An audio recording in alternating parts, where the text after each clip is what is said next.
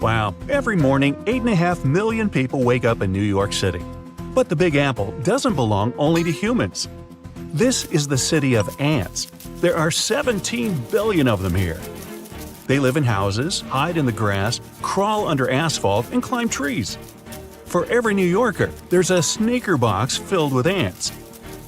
City ants are more fortunate than their forest cousins. They don't have any need to look for food. Millions of people leave behind tons of hot dog crumbs, pizza slices, and coffee drips. Insects just have to wait for a lunch break in an office building. Then they gather around benches in the park or cafe tables.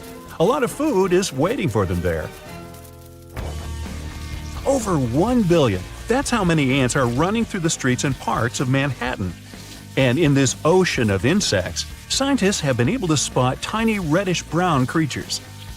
These insects don't fit into any of the 13,000 ant species known to science. They're unique and only live in Manhattan. Their kingdom is between 63rd and 76th Streets. Scientists don't know how long the Manhattans have evolved in isolation.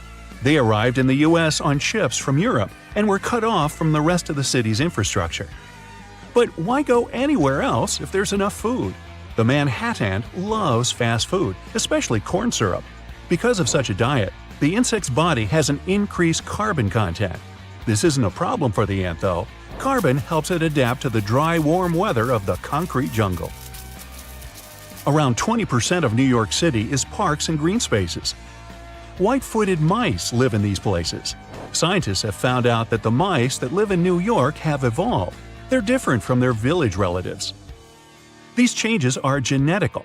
It's caused by the diet of white-footed rodents that feed on human food waste. For example, New York mice need enlarged livers to process fatty acids from fast food. Central Park in New York is almost twice the size of the Principality of Monaco. A unique centipede is only found in this green area. The creature, called Hoffman's dwarf centipede, doesn't grow any longer than 0.4 inches. It lives in heaps of dry plants and runs on 41 pairs of legs. This crustacean, measuring only a bit more than 0.3 inches, is called the Socorro isopod. It's one of the rarest animals on the planet. The creature can only be found in a small thermal spring near Socorro, New Mexico. The isopod lives in the water as warm as 90 degrees Fahrenheit and covered with a layer of algae. These are ideal conditions for the creature. To get to Mobile Cave, you'd have to rappel 65 feet down. That's the height of a 4-story building. After that, you'd crawl through narrow passages and swim along a canal with cold water. Sunlight can't get into the cave. The air is poisoned by vapors of ammonia and hydrogen sulfide. This extreme place has been isolated from the outside world for 5.5 million years. A unique ecosystem has formed in this toxic atmosphere. Of all the animals that live there, 33 species of millipedes, scorpions, spiders, and leeches can't be found anywhere else on Earth. These creatures are mostly blind and colorless. Well, why would you need eyes in disguise if you live in complete darkness? Mobile's coolest guy is the venomous centipede.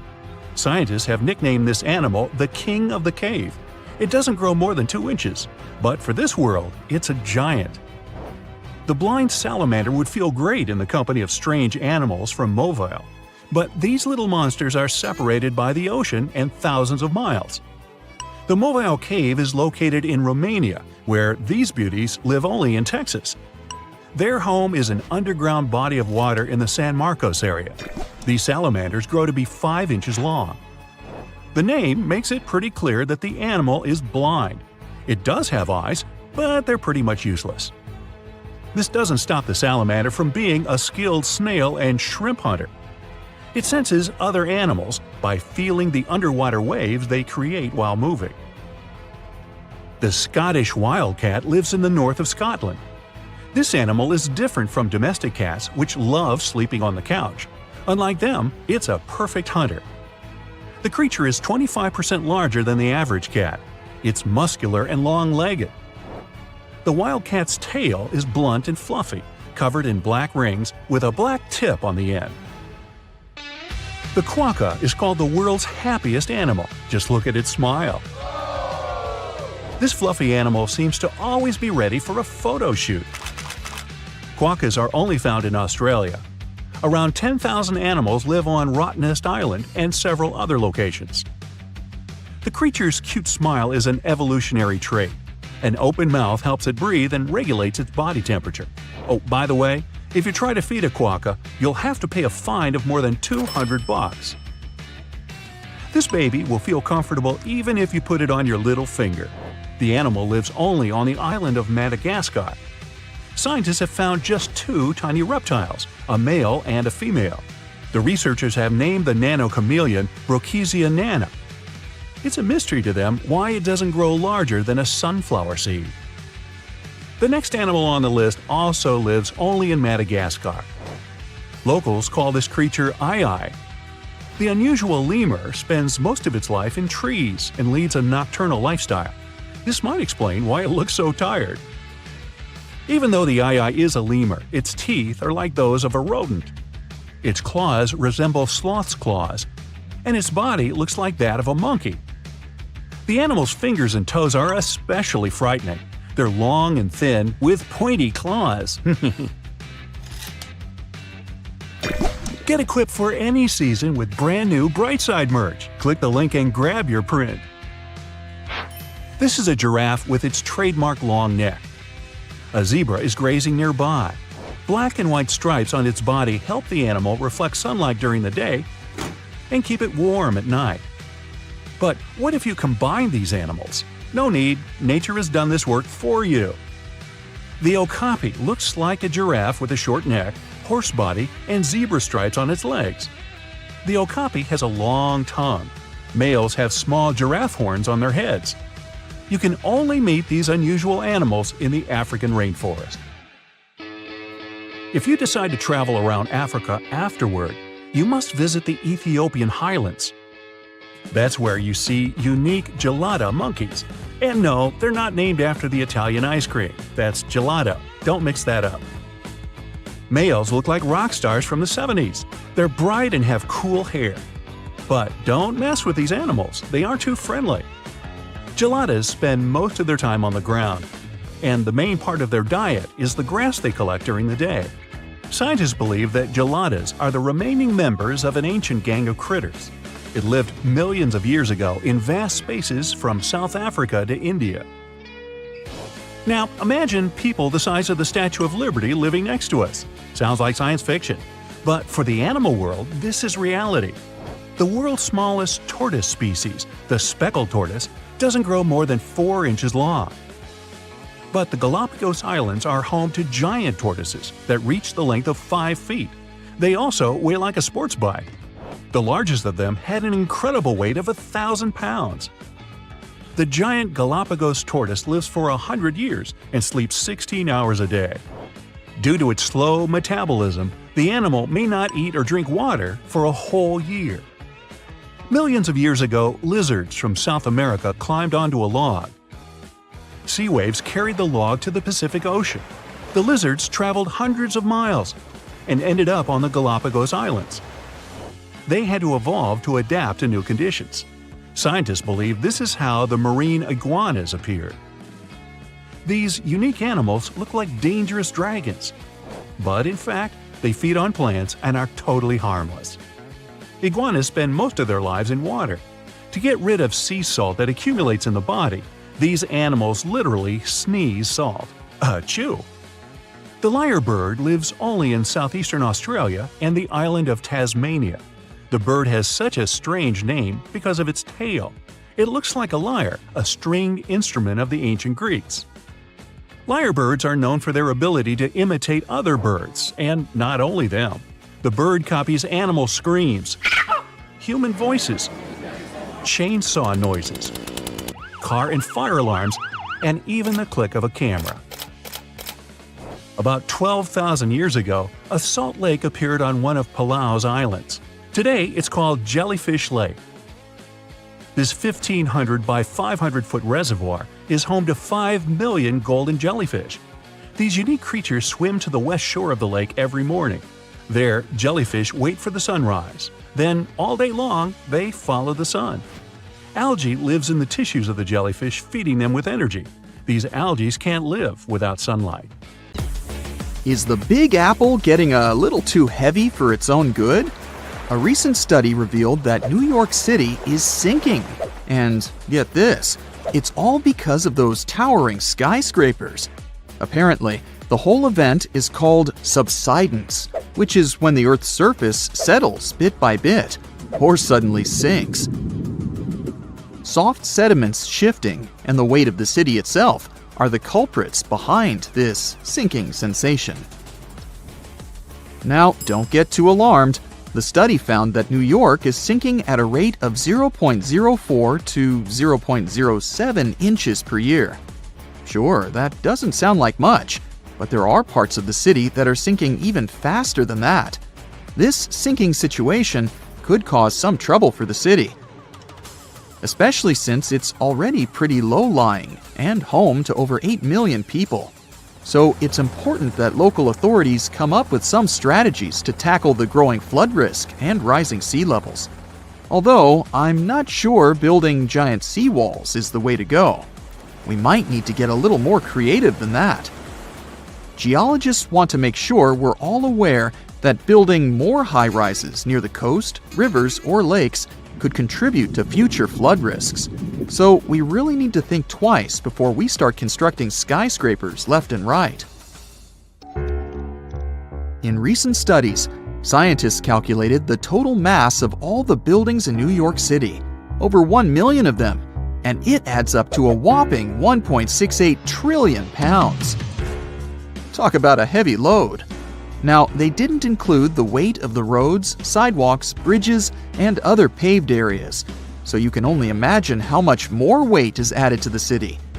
But hey, even with these limitations, the researchers did a pretty good job of accounting for the complex geology beneath New York, including the sand, silt, clay deposits, and good old bedrock. They found out that certain types of soil, like clay and artificial fill, are more prone to subsidence. On the other hand, bedrock stays pretty firm and keeps those skyscrapers in place. So at least we don't have to worry about the Empire State Building taking a dive anytime soon. Comparing their fancy models with satellite data, the researchers created a map of the city showing where the sinking is happening. And guess what? The increased urbanization and all that groundwater pumping and draining are only making things worse. It's high time we start protecting our resources, don't you think? I wouldn't start packing my bags just yet. New York isn't the only sinking city out there, you know. Jakarta, the capital of Indonesia, is facing some serious sinking action too. In fact, parts of it could be underwater by 2050. That's like a real-life Atlantis situation. Over 30 million people in Jakarta are now deciding if they should relocate the entire city. If there's a city out there we should worry about sinking, that's Venice for sure. But why is it so eager to take a dive, you might ask? Well, let me tell you the complex truth. You see, Venice decided to set up shop on a marshy lagoon with shoddy foundations. As time went by, the ground underneath just couldn't hold it together and started compacting like a squished marshmallow. On top of that, the city's been slurping up groundwater like it's going out of style or something. The cherry on top of this mushy cake is that the sea levels have also been slowly rising. And guess what? Those sneaky plate tectonics are having a laugh by shoving the Adriatic plate under the Apennine Mountains, giving Venice an extra push downward. Someone had the bright idea to stop pumping groundwater, thinking they could stop the sinking shenanigans. But hold your gondolas. A new study revealed that the sinking hasn't completely stopped, just slowed down a bit. It turns out the whole area is tilting ever so slightly to the east, with Venice perched on the slightly higher end. You must be wondering how much Venice sinks in a year, right? Brace yourself for this shocking revelation. It's sinking at a rate of about 0.04 to 0.07 inches a year, similar to New York. At this pace, in the next 20 years, it could sink a whopping 3 inches below sea level. To avoid turning into a Venetian fishbowl, locals are frantically building special barriers to keep the water from crashing into the lagoon. But don't hold your breath, because this project has had more delays than you'd expect. Oh, and have you noticed that charming old-style vibe in Venice? It's not just because they're fans of the vintage look. Those salty waters have been wreaking havoc on the buildings, thanks to the water levels constantly breaching the original damp-proofing. Now the water's cozying up to the masonry, and the ground floors of many apartments are no longer safe enough to live in. Now, when will Venice take a dive into the abyss? It's hard to say for sure. Subsidence and rising sea levels are as slow and unpredictable as a turtle in a marathon. But experts have playfully warned that if things continue as they are, Venice could be doing the backstroke beneath the waves by 2100. Fear not, though. They're doing their best to protect this floating gem of history and culture from becoming a Hollywood disaster flick. So don't cancel that Venice day trip just yet. New Orleans has a peculiar watery situation going on too. You see, this lively place was initially built just a smidge above sea level, and now it's gradually sinking. Back in the day, when an area of the city called the French Quarter was just popping up, folks had to make do with what they had. They scored the best land they could find, but it was only about 10 feet above sea level. And let's not forget, the rest of the city is as flat as a pancake, with the areas around the French Quarter being just a hair lower. Now, even though they knew they were up against some soggy odds, the resourceful New Orleans residents did their best to elevate their houses above the flood-prone land they chose as their home. There's more. The ground beneath New Orleans is as wobbly as a plate of Jell-O. Architects had to keep things short and sweet because they feared the soil couldn't handle the weight of taller structures. They played it safe, sticking to 2 or 2.5 stories. Here's where it gets interesting. The city installed a fancy drainage system in the 1900s, thinking it would solve their water woes. And while it did help with the marshes and all, it inadvertently sucked the life out of the soil. Yep, the ground was left high and dry, without enough sediment and water to keep it steady. As a result, those former marshes sank as if they were in a quicksand competition. By the 1930s, things got even more topsy-turvy. 1/3 of the city was below sea level, and by the time Hurricane Katrina made its grand entrance, that number skyrocketed to around 50%. Oh, and here's the icing on the cake. Sea levels decided to join the party, rising faster than a helium balloon. So now, not only is New Orleans sinking, but the surrounding area is also at various degrees below sea level. So what can we do about all these sinking cities? Well, for instance, we could manage our water consumption a bit better. We can't just keep sucking groundwater out of the earth like there's no tomorrow. We've got to find new ways to quench our urban centers' thirst. Think about it. We could purify surface waters, or even turn salty seawater into a sweet solution. Of course, we'll need a boatload of energy to make it all work. Speaking of great urban water management, let me tell you about a town in Denmark called Nye. These guys have got it all figured out. They collect rainwater and use it to supply their toilets and washing machines. Talk about resourcefulness. Now that's what I call a splash of genius. Here's a riddle. Which U.S. city is so loved that its name should be repeated twice? You guessed it, New York, New York. But the thing is, how much of New York do we really know? I'm talking about the city that lies under the city. Dare to join me on an underground tour of the Big Apple? Then grab a flashlight. It's about to get dark. We'll start in the heart of Manhattan, in the front of the Romanesque City Hall building.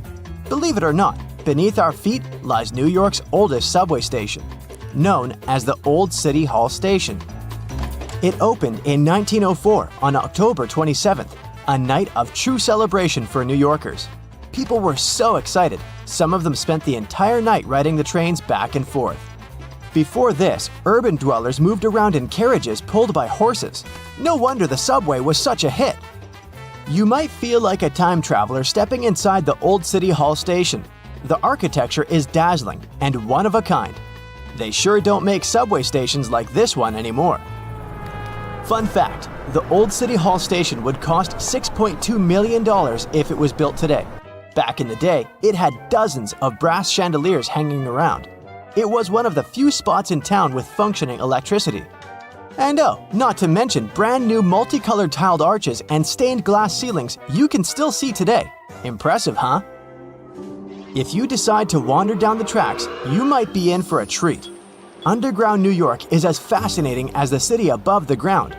But one thing we usually take for granted is the behind the scenes of what the Big Apple needs to function.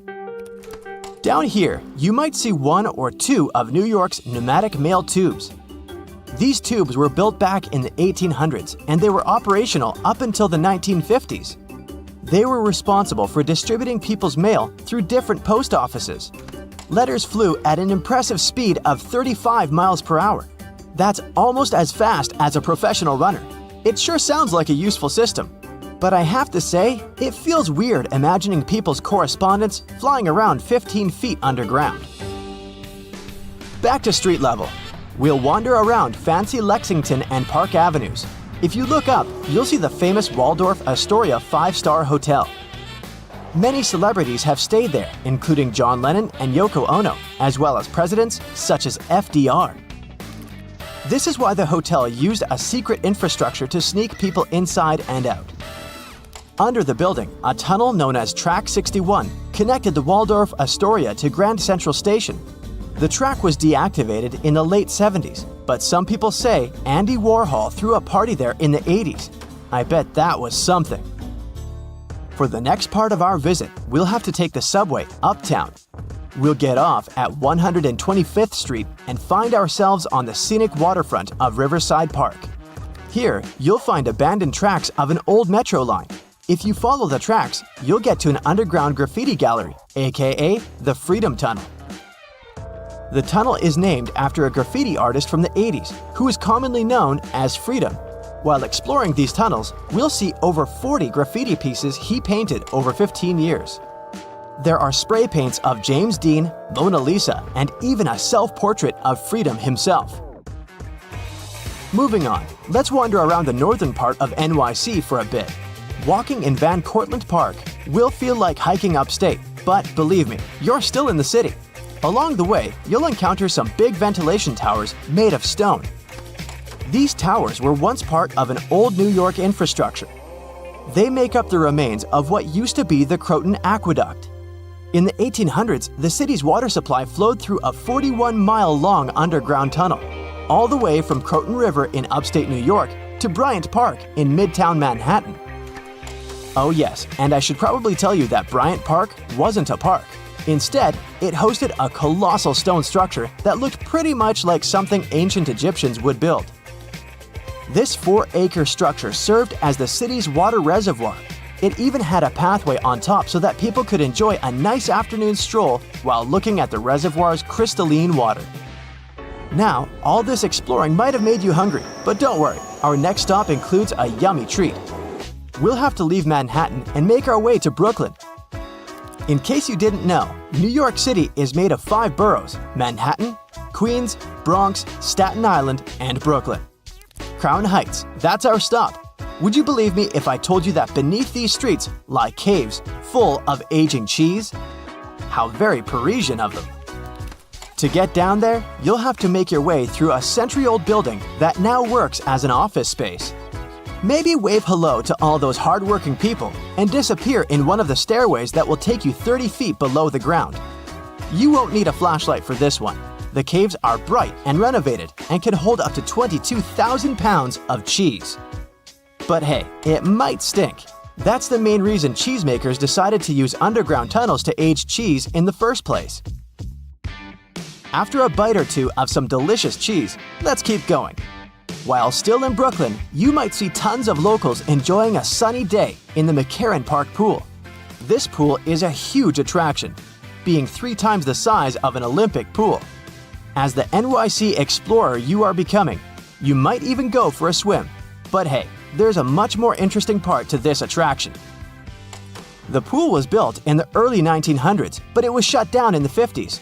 During this time, urban explorers discovered a network of underground tunnels right beneath the pool. And, of course, you can find a secret entrance and get a peek for yourself. There, you'll not only see the pool's filtration and heating system, but also a lot of graffiti from the time the site was abandoned. Neat! This question may sound weird, but have you ever seen a cow in New York? I sure haven't. Well, maybe there's a reason for that. Apparently, New York still has underground tunnels that were constructed for the transportation of cattle. Once New York started to flood with automobiles, cows became a burden for traffic. Until a 200-foot-long cow passage was built below 12th Street to transport the livestock that was ferried over from New Jersey. These days, you won't be able to visit this place in person because the tunnel was most likely destroyed. But historians found blueprints proving its existence. To add to the list, archaeologists discovered a very peculiar fossil a while back. Now imagine peeling off the layers of the city's soil. First, at 15 inches, you'll find a layer of wires. I'm talking TV cables, electricity, and all that. Digging deeper, at 4 feet, you'll see water and sewage pipes. But then, at 15 feet down under the surface of NYC, diggers have found a fossilized shipwreck. The wreck is located right under Broad Street, where there was once shallow water. They believe the wreck dates back to the 1600s. It's 92 feet long and 25 feet wide. Oh, and that's not all. At the intersection of Bowery and Canal Street, engineers stumbled upon a room with its walls and ceiling covered in mirrors. And no one has managed to explain the existence of this bizarre place yet. Our Big Apple Underground visit is coming to an end. But we sure did more than just scratch the surface on this one. Before we finish, let's enjoy the best of what NYC cuisine has to offer, a good old bagel. Who knows, maybe next time we'll do Paris or even London. See you soon, explorer. Wow, looky here. It's New York City, the Big Apple, the city that never sleeps. Hong Kong on the Hudson, the greatest city in the world. New York, New York, the city so nice they named it twice. Alright, I'll stop. You thought you knew this city so well, but underneath all that glitz and glamour is a facade, literally. New York is populated with some of the most iconic urban buildings in the world and home to some of the most unique and famous towers. Who would have known that New York was a front for fake buildings? And the cool thing is that there are plenty to search for. Okay, I'm adding that to my bucket list. So the question is, why do they put these fake buildings all over New York? The city is one of the most vibrant places in the world and requires many infrastructures to keep the city in motion. That means having many industrial structures and buildings in every major district. New York is charming for the design and the buildings. Imagine having industrial structures right next to your favorite pizza parlor or hot dog stand. The designers thought ahead and decided to disguise those industrial infrastructures as fake buildings. They blend with the city so well that they don't stand out. They look like your good old apartment or housing unit with a front door, real-life windows, and even charming balconies where people would hang out. The only thing is that there's nothing behind the facade and no one is allowed inside. So, where in the world can you find these fake buildings? For starters, one of the most popular fake buildings is in Brooklyn. At 58 Joralemon Street, you can find a very typical neighborhood. But between the buildings stands a brick building with a slightly deeper shade than the rest. It has bright open windows that blend in with the rest of the buildings in the neighborhood, except that they're blacked out. At first glance, you might not think of it as anything. But if you pay close attention, the building looks like a glitch from a video game.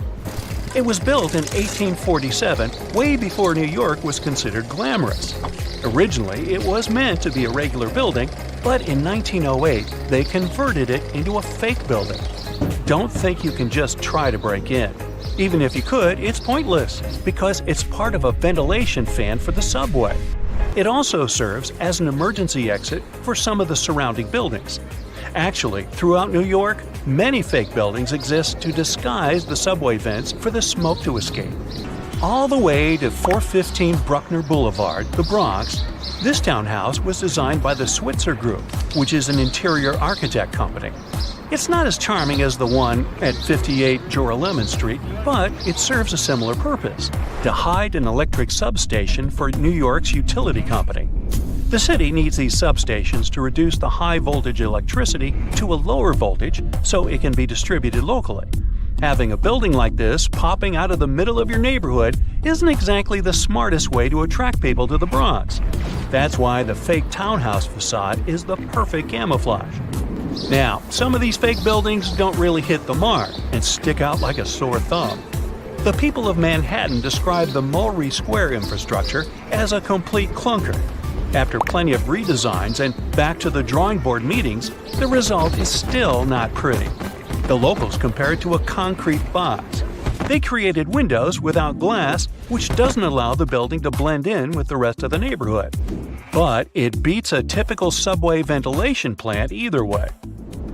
There are just so many places to visit and cross off your bucket list. But if you live in China, you can literally stay in the country and visit many iconic cities around the world. The replica cities began when the Chinese economy started booming in the early 90s. They wanted the lifestyle of the rich and famous without wanting to leave their country. They can be comfortable eating their local food and get the feeling of being abroad.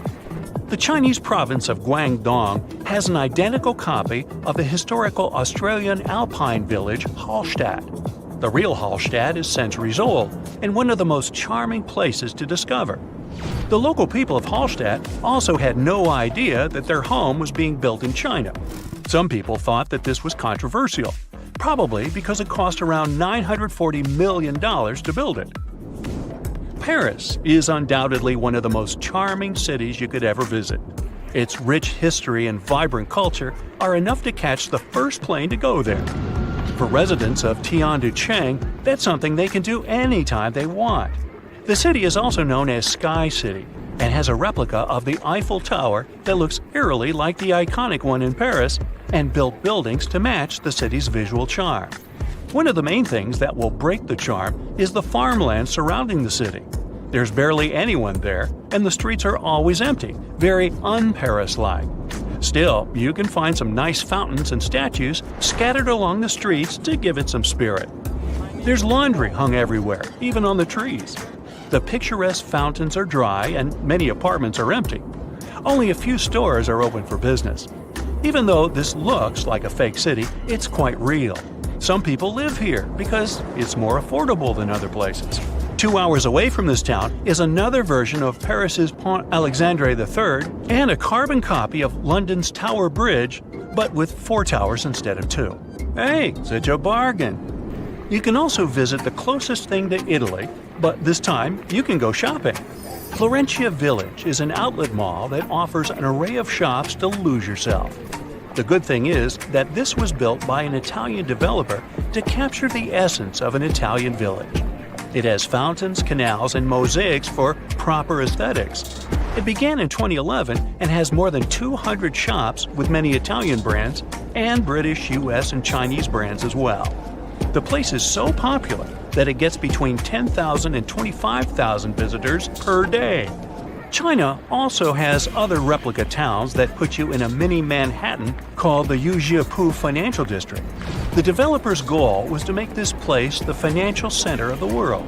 It was complete with the right landmarks, like the Rockefeller and Lincoln Centers, but the project was halted in 2019, leaving it mainly empty.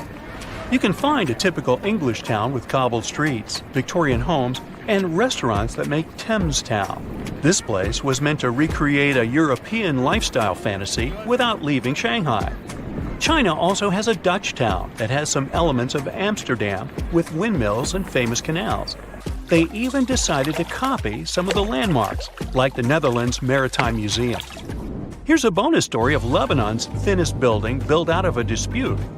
It's the story of two brothers who both inherited unequal plots of land. One of the brothers happened to get a very thin plot of land and couldn't help but be jealous of his brother's nice plot of land. He wasn't pleased. Both of the lands overlooked the Mediterranean Sea in a lively neighborhood of Beirut. So it's no wonder that both brothers couldn't agree on how they should develop their lands. It was obvious that the brother with the most land could build a proper building. The other brother had to improvise. He decided to obstruct his brother's property by constructing a thin building enough to only fit 14 feet at its widest and 2 feet at its most narrow. It was constructed in 1954, and the locals of the area know it as the Grudge. The crazy thing is that the place was once habitable with many visitors enjoying their stay. It's not easy to live there, but it's part of living the experience. The building is still standing, but is empty. Welcome to one of the most iconic buildings in New York City. Its official name is the Fuller Building, but thanks to the sharp 25-degree top corner, people began to associate the tower with a flat iron. And today, the name Flatiron is stuck both to the skyscraper and the entire district around it. This unusual cake-slice shape has turned the building into a famous tourist destination. It has popped out in many movies, TV programs, and magazines. So you probably recognize this property, even if you've never been to Manhattan. Surprisingly, today the 285-foot-tall Flatiron is almost empty, and these fancy walls hide a pretty mysterious dispute between their owners. But first things first. In 1901, construction enterprise Fuller Company purchased a sharp triangular plot of land on the crossroad between Broadway and Fifth Avenue.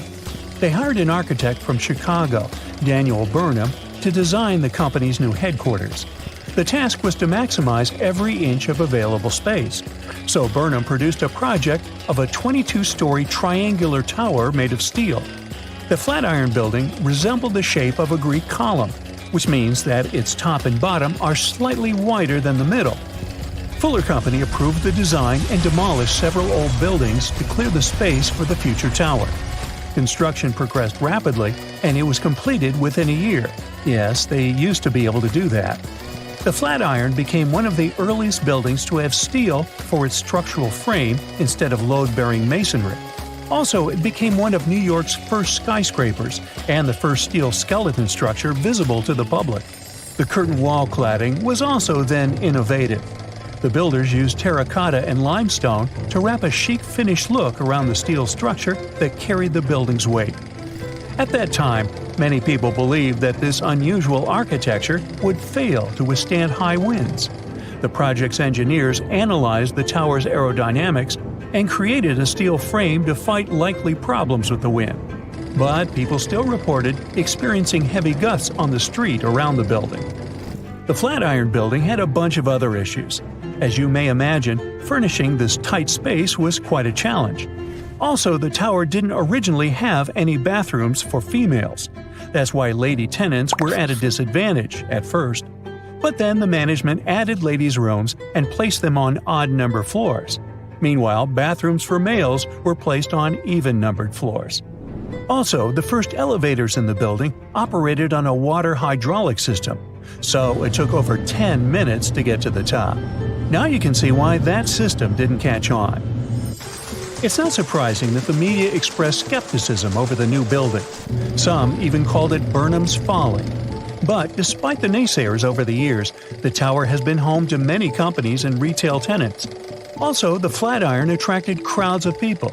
Gradually, it became a frequent sight in paintings and postcards, and turned into one of the most popular symbols of New York City itself. In 1929, during the Great Depression, the tower was sold at an auction for only $100,000. And in 1966, it got the status of an official city landmark. It means that any renovation or demolition works are impossible without the official permission of the authorities. Furthermore, in 1989, the Flatiron received the fancy status of a National Historic Landmark. The last tenants left the building in 2019, and it is sat empty ever since due to renovation works, which have triggered many disputes among the building's current owners and future tenants. Most of the owners wanted to turn the building into a hotel.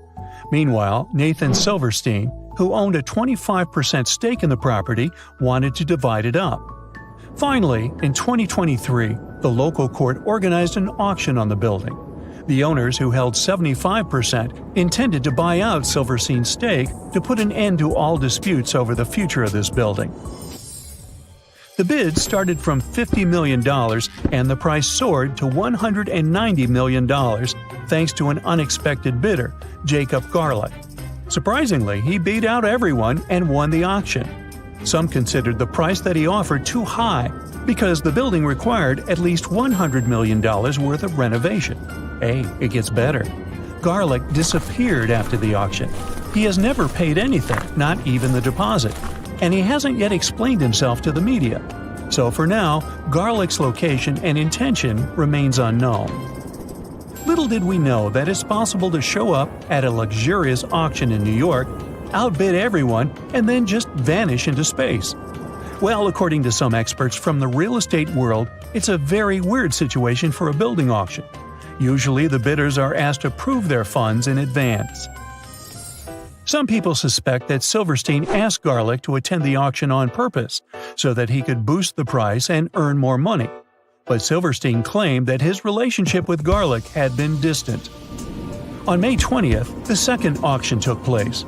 Garlick was absent, but a coalition of syndicates and previous owners won the bid and acquired the Flatiron for $101 million.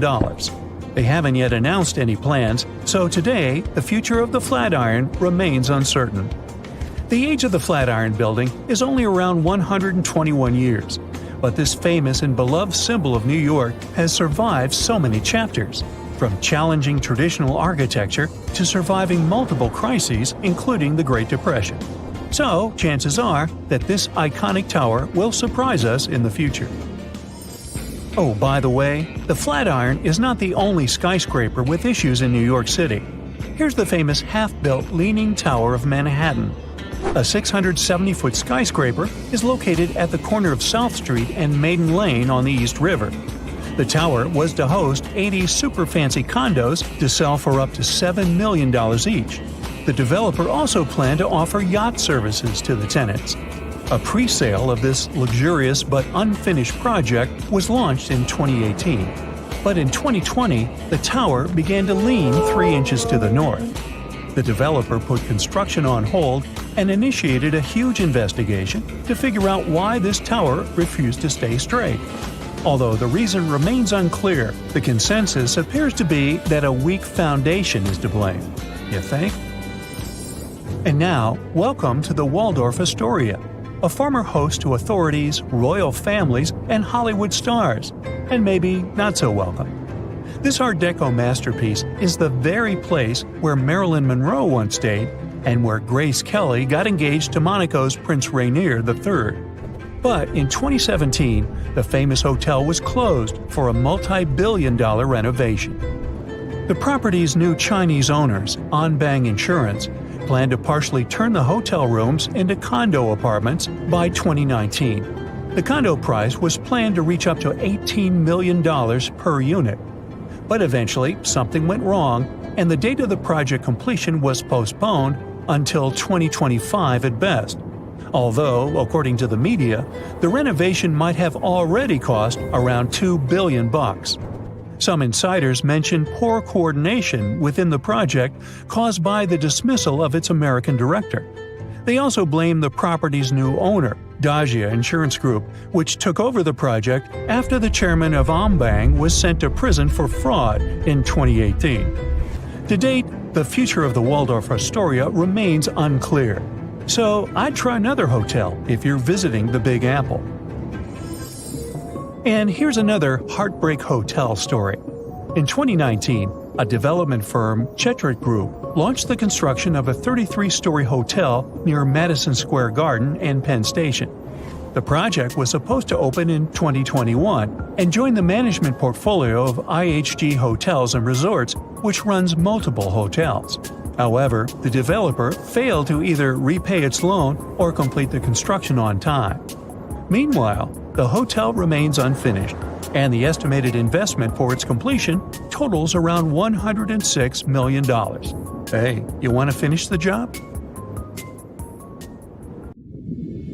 On a sunny day, a man was diving in shallow waters near South Africa. At one point, he saw something that didn't catch his eye at first. A pile of shells that looked as if it had been put together. Maybe by some other diver, he must have told himself.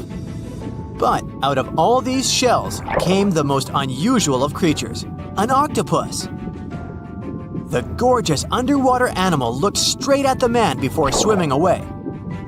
Impressed by his new acquaintance, the diver started visiting the octopus every day. He watched it use shells and seaweed to protect itself and learned how it hunted and cared for its eggs. All these encounters became the basis for a now famous documentary. In the movie, the diver wanted to study the relationship between a wild octopus and its observer. Initially, the octopus was a bit too shy to let the man get close. But over time, it began to trust him and even explored his body. At one point, the octopus even rested on the diver's chest. The man soon began to look at the underwater creature as his octopus friend. Sure, the documentary did make it look like a true friendship, but that was most likely because of all the close-ups and eerie music. But you can't really know what the octopus is thinking. Maybe what looks like tenderness is just curiosity or confusion. Maybe an apparent hug is really just a defense mechanism. Some people may love octopuses, but can they really be friends with a human? Until they learn to talk, I guess we'll never know. That doesn't make an octopus less of an interesting creature, though.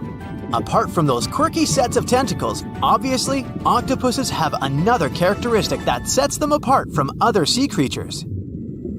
A recent study that involved studying the footage of octopuses living underwater shows that they sometimes develop this unusual behavior.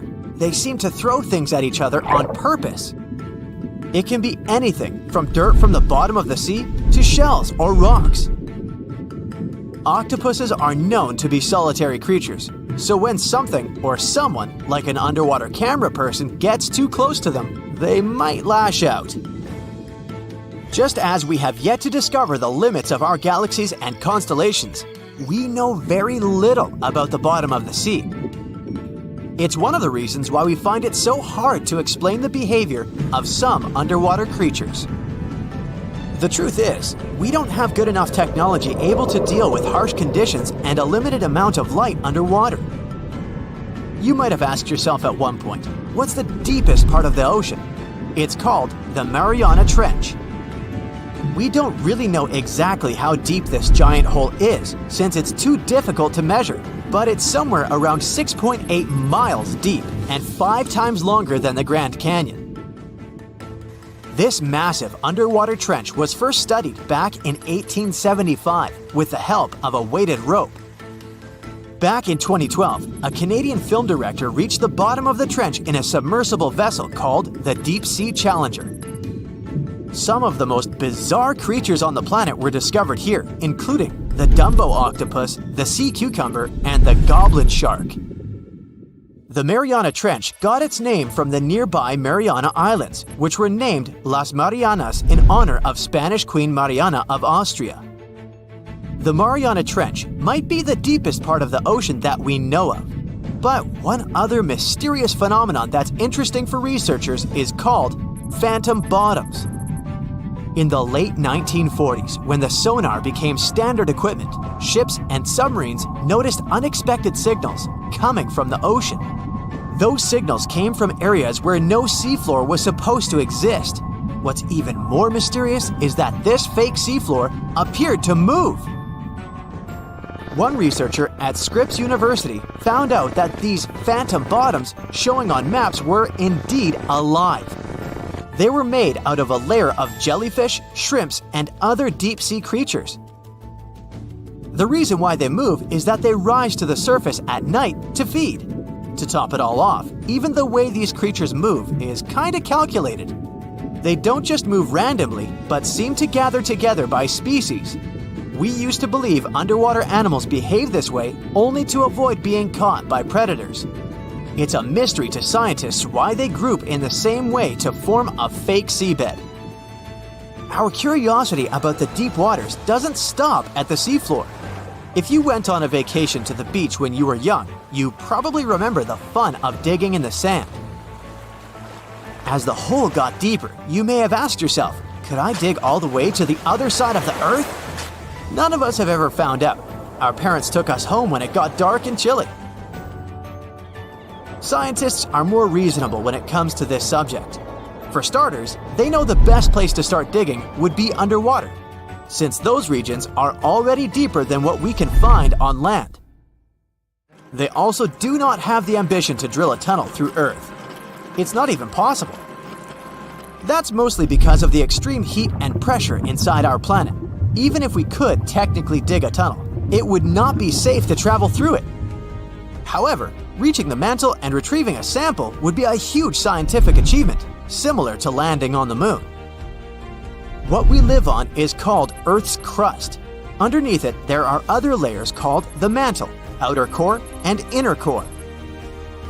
Researchers have been trying to drill into Earth's mantle since the 1960s, but they haven't succeeded.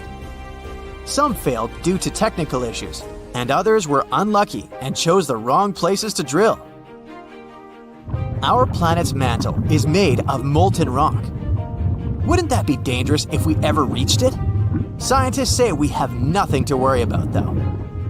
If and when the drillers eventually pierce through the crust underwater, hot molten rock won't pop up the hole and spill onto the seafloor like it would during a volcanic eruption.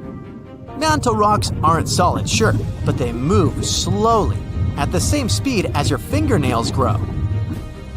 Another of those famous deep-sea mysteries is that of the 1997 bloop. You heard that right. I'm talking about a weird sound that seemed to come from deep under the waves.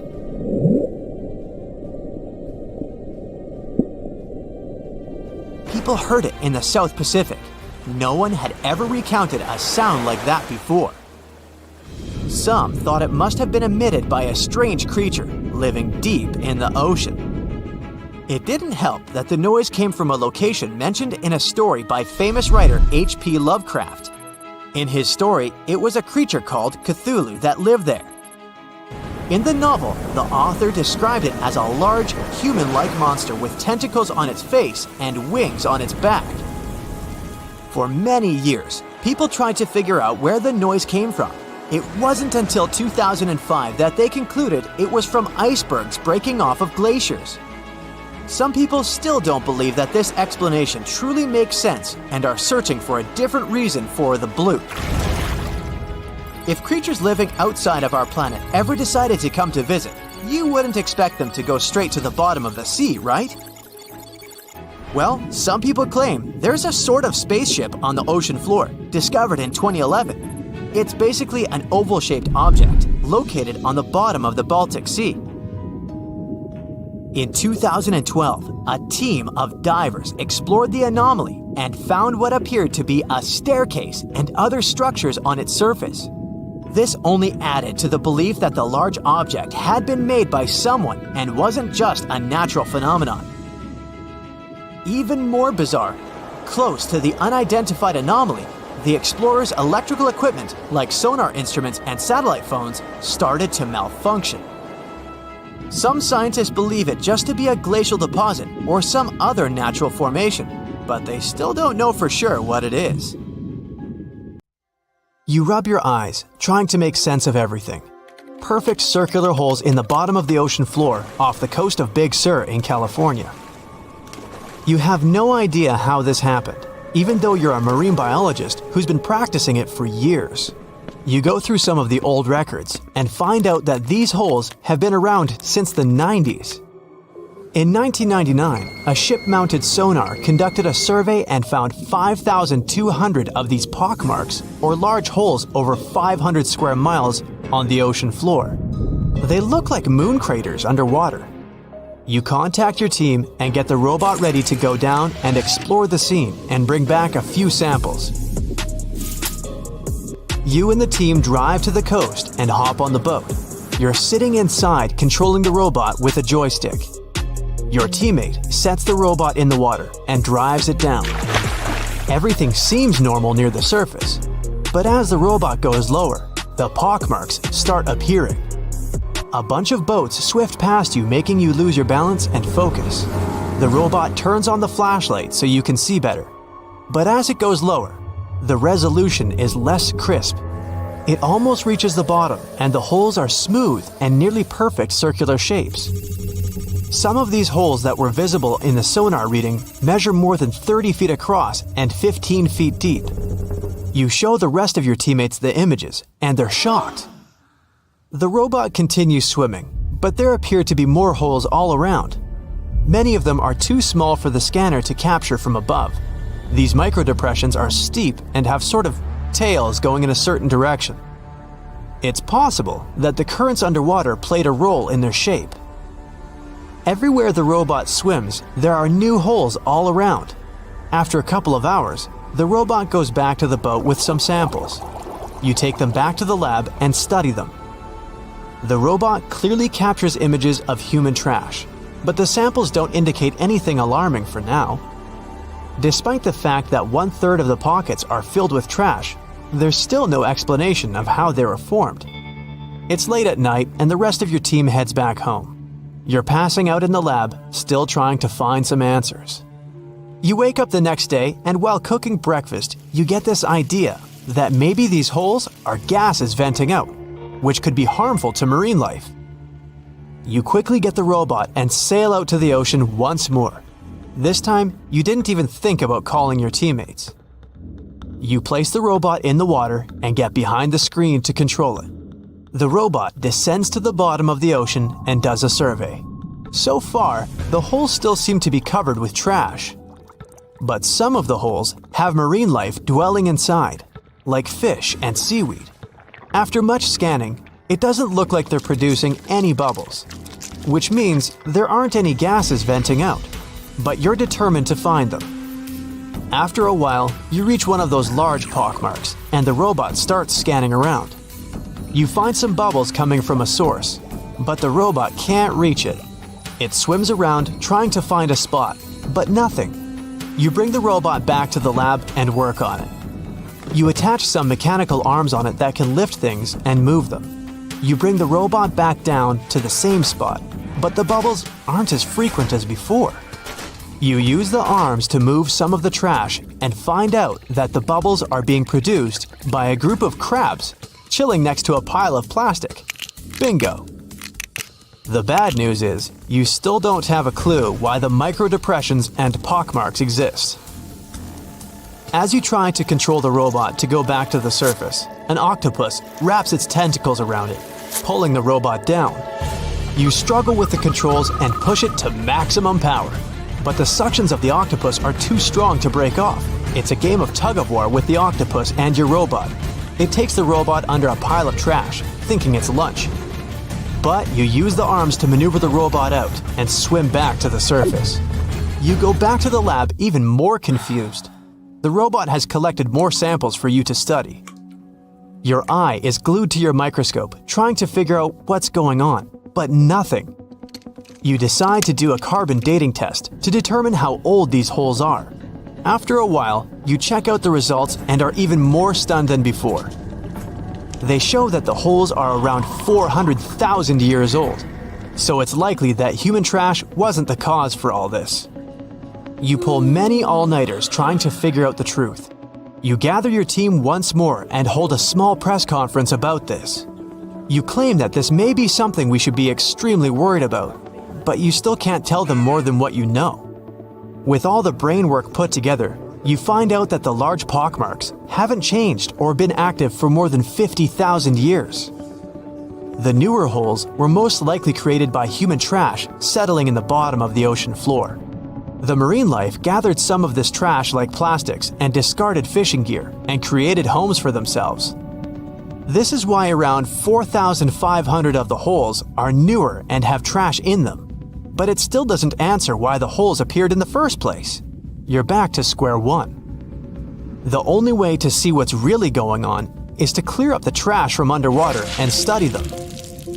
The story makes headlines in the local community and catches the attention of a cleanup crew. You organize a trip to the ocean and begin the extraction of all the trash. Many cleanup boats arrive and everyone drops down a net to collect the trash.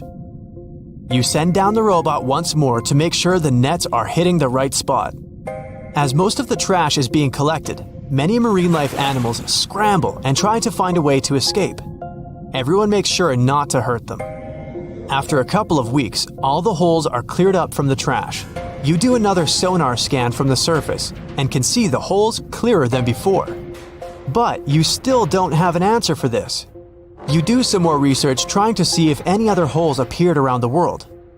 On the other side of the country is a mysterious blue hole off of Florida's Gulf Coast. You catch the nearest flight to Florida and make an appointment with the scientist in charge of the expedition. Blue holes are underwater sinkholes that open below the seabed. Just like on the surface, the underwater world also has sinkholes. This one is called the Green Banana and is 150 feet below, and the hole is 435 feet deep. You dive with some special gear with the rest of the team to a barren ocean floor, and the hole is right there in front of you, looking like an oasis in the desert. You and the rest of the scientists are surprised by the diverse marine life dwelling within. Some sea turtles swim past you, and even sharks.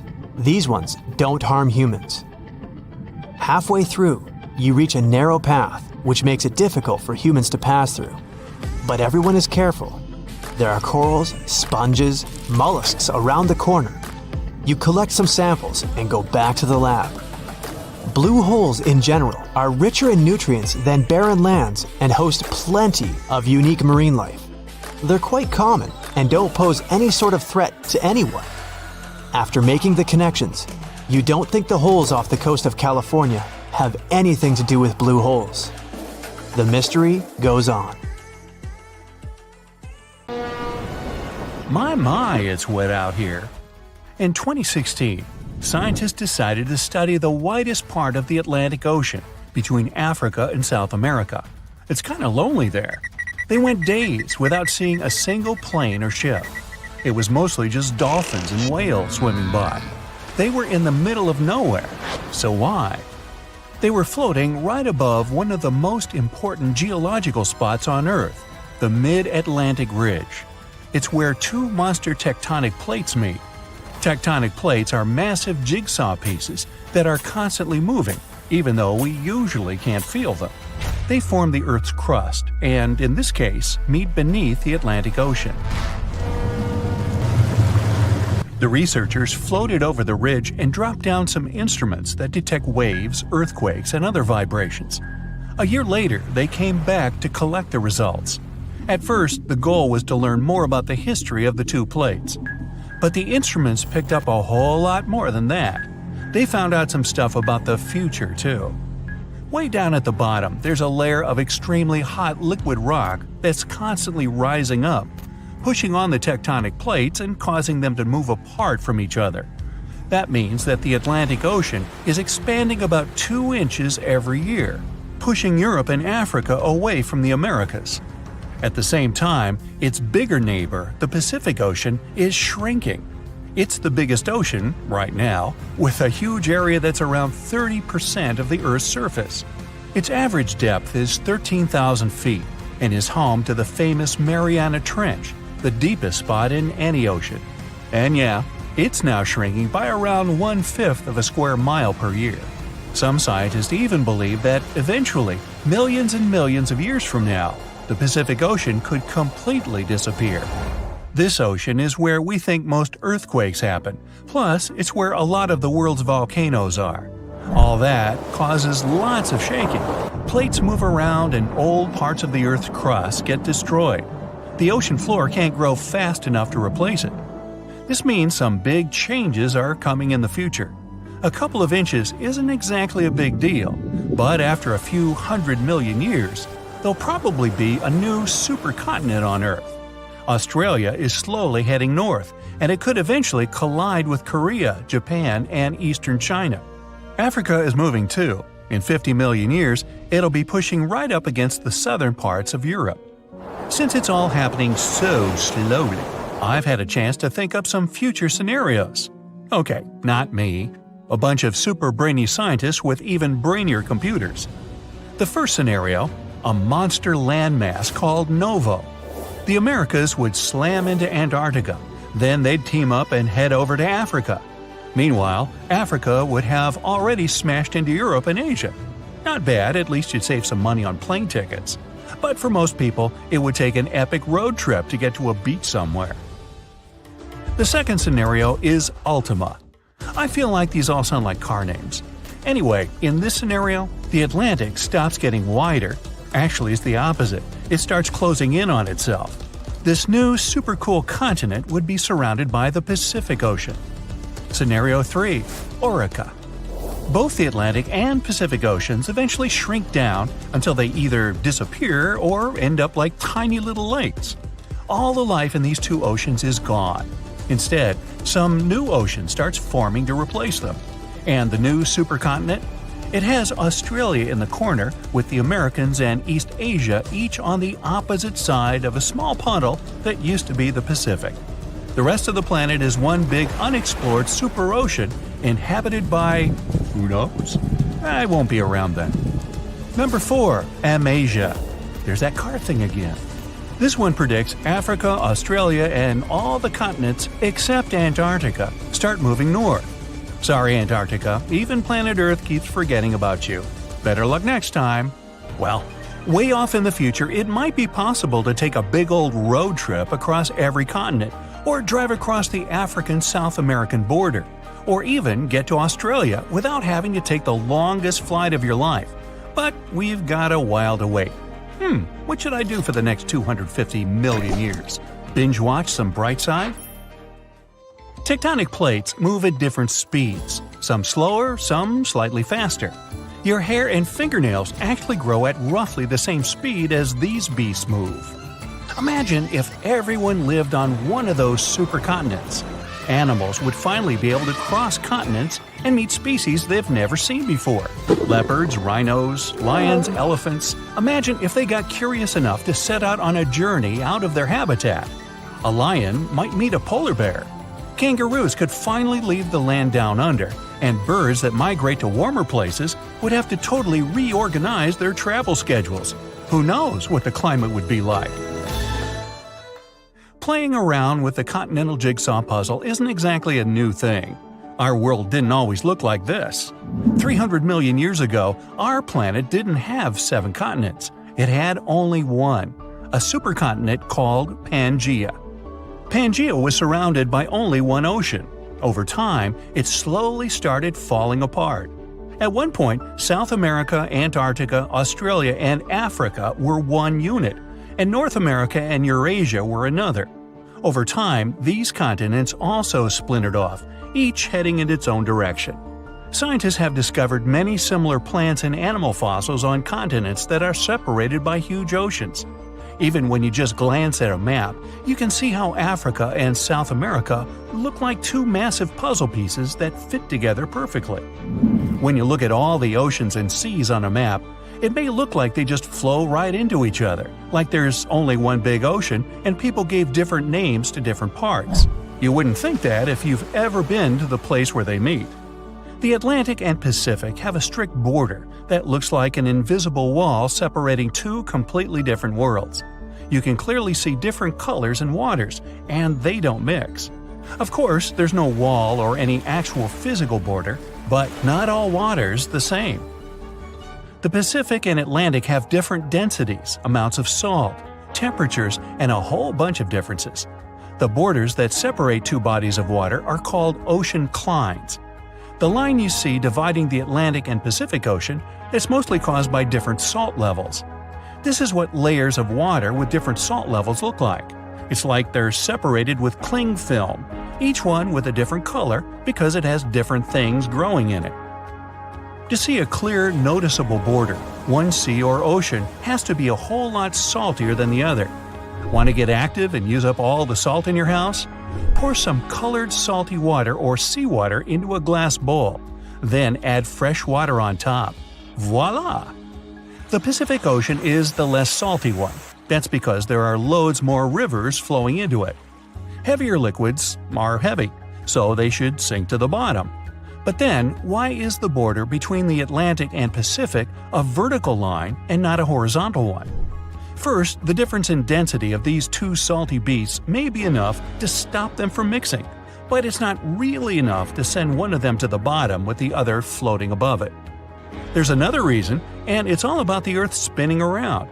Say you're flying from Chile to New England.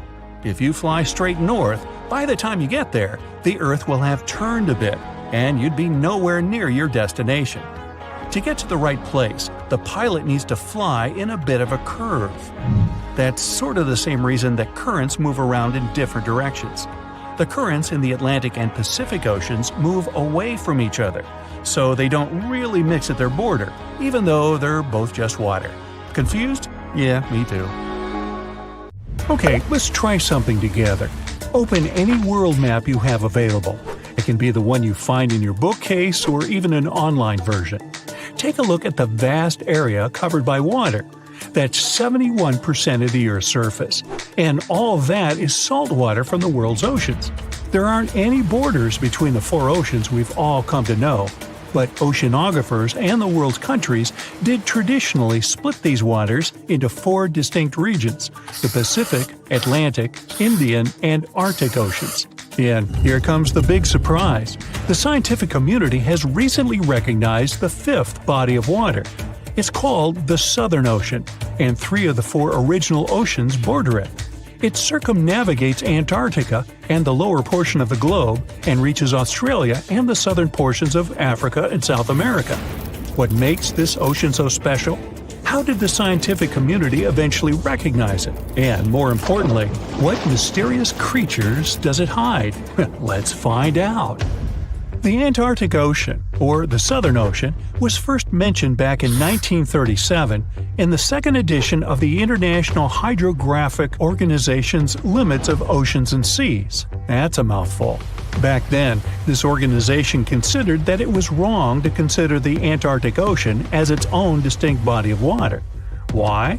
Well, because at that time, an ocean was defined as water surrounded by land and not water surrounding land. However, they reconsidered it in 2000 and voted to include this ocean in the official list. They also decided on the name Southern Ocean over the commonly used Antarctic Ocean. Finally, the organization concluded that the ocean should be considered as ending at the 60th parallel south latitude. But how old is this ocean? Well, many specialists believe it to have formed only 30 million years ago, which would make it the youngest of the world's oceans. It was created when Antarctica and South America moved away from each other during the early stages of our planet's development. This unique water current is a distinctive component of the Southern Ocean, as it helps keep the waters flowing around the icy continent.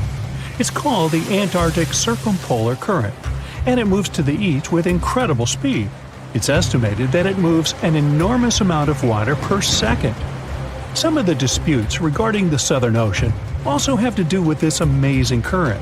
Some specialists believe it separates the water of the Southern Ocean from the waters of the nearing Atlantic or Pacific. Only the rapid circulating water is considered the Southern Ocean. On the other hand, though, a handful of scientists say that the current actually makes the naming issue more complex by not limiting the waters to a specific geographic location. They believe that the waters in the current are different in terms of composition from waters in the northern oceans because they are way colder and have a lot more salt. Sailors don't really like this new body of water, mostly because of the frequent cyclone-like storms that it experiences. They happen because of the big temperature difference between the ice packs and the ocean waves. As a result, these storms are very difficult to surpass for any sailors that happen to encounter them. I mean, really, these are the strongest winds found anywhere on our planet.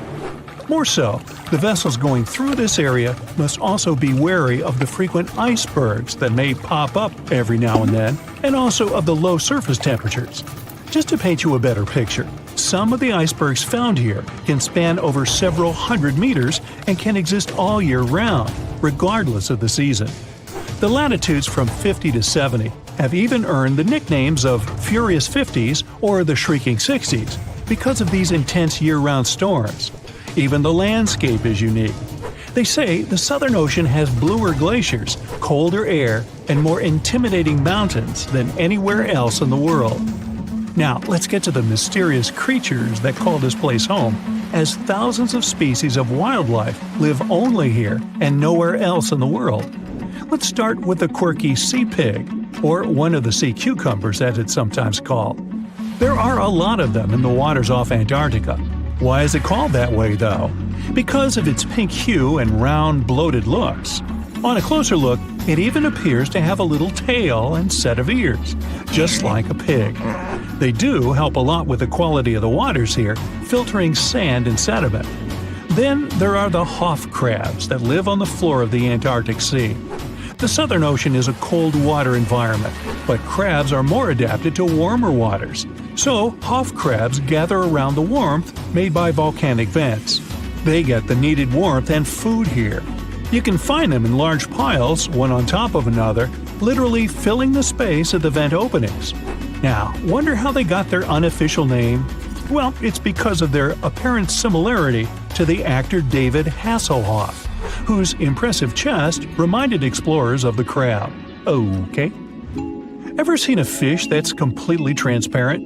You'd have to get to these waters down in the south, but they do exist, and they are simply called the ice fish. You can basically see inside them, being completely clear and all. That's because of their see-through skin and because they don't have any red blood cells. Their special power is that they can use antifreeze to prevent their bodies from going solid in the cold waters of the Southern Ocean. Instead of the standard thicker blood, the red one with hemoglobin, ice fish have thinner blood that moves around more easily throughout their bodies, hence giving them the much-needed nutrients and oxygen. Now, is there a monster hidden in these waters? Some people believe this to be the case, and thanks to recent research, we even have video footage of it. Some Australian researchers stumbled upon a bunch of weird-looking creatures that were swimming near the seafloor of the Southern Ocean. This pink blob-like fish seemed to be propelled by a little pair of fins. To quote them on it, it seemed to resemble a chicken just before you put it in the oven. I'm not sure I even want to know what that looks like. It took them some time and research to identify the monster. It's a shy species of sea cucumber, known more by its creative nickname, the headless chicken monster. We've known this creature has existed since the late 1800s, but we've barely ever seen it.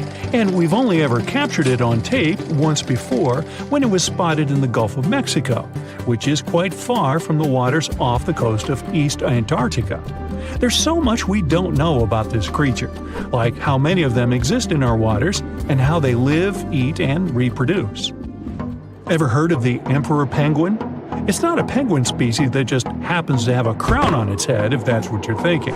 But they are one of those penguins that inhabit this specific location and are also the largest species of their kind altogether. What makes them special is that they make their colonies on the sea ice, and most of them never step foot on land. More so, penguin dads lose almost half their weight while incubating the eggs. They're also fascinating swimmers, able to dive deeper and longer than any other bird, up to 700 feet. Not to mention they can stay submerged for up to 18 minutes at a time as they gather food. We have yet to uncover all the secrets of the mysterious Southern Ocean, but it's clear that it's home to some unique and fragile marine ecosystems. Recognizing it as a new ocean could be one way to focus the public attention on it and help its conservation. Oh wow, there's a hole in the bottom of the ocean! It seems that the ocean has a leak. But it's not like a leak you would expect, where water is flowing out. It's more like a spring since water is flowing in, not out. This unique leak is something we know as Pythia's oasis. A grad student was the one who accidentally discovered it. He noticed bubbles that were rising to the surface. Normally, bubbles in the ocean tell us there might be some hydrothermal vents, which are hotspots for some pretty cool things.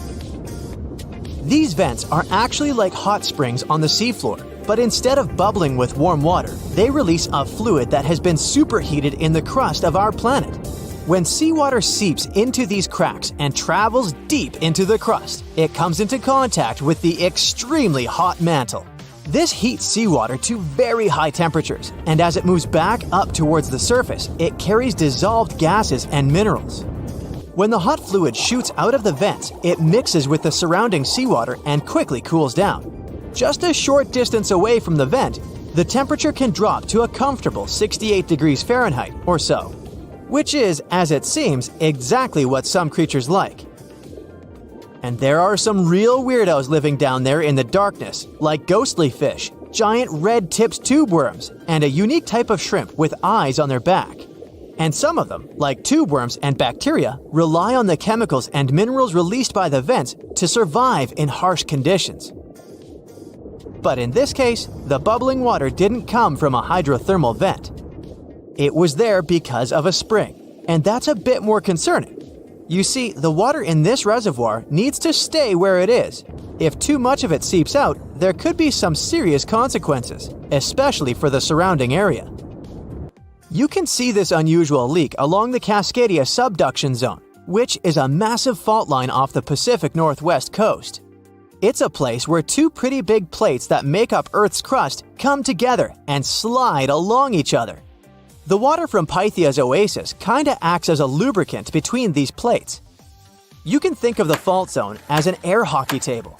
When the fluid pressure is high, it's like you've turned the air on. That means the friction between the plates is reduced, which allows the plates to move. But if the fluid pressure is lower, the two plates can lock together, which then leads to the buildup of stress. Not that they'll feel bad. In the context of tectonic plates, stress is some pressure or force that can cause deformation. And if this stress starts to build up, at some point, it's gotta go somewhere. When it's too much, it can trigger earthquakes, and most likely, not small ones. For example, a release of stress in the Cascadia subduction zone could lead to a magnitude 9 earthquake. For comparison, the biggest earthquake we've ever recorded happened in Chile in 1960, and it had a magnitude of 9.5. The damage was enormous. So we hope the water will stay in its reservoir and keep maintaining the delicate balance between the tectonic plates.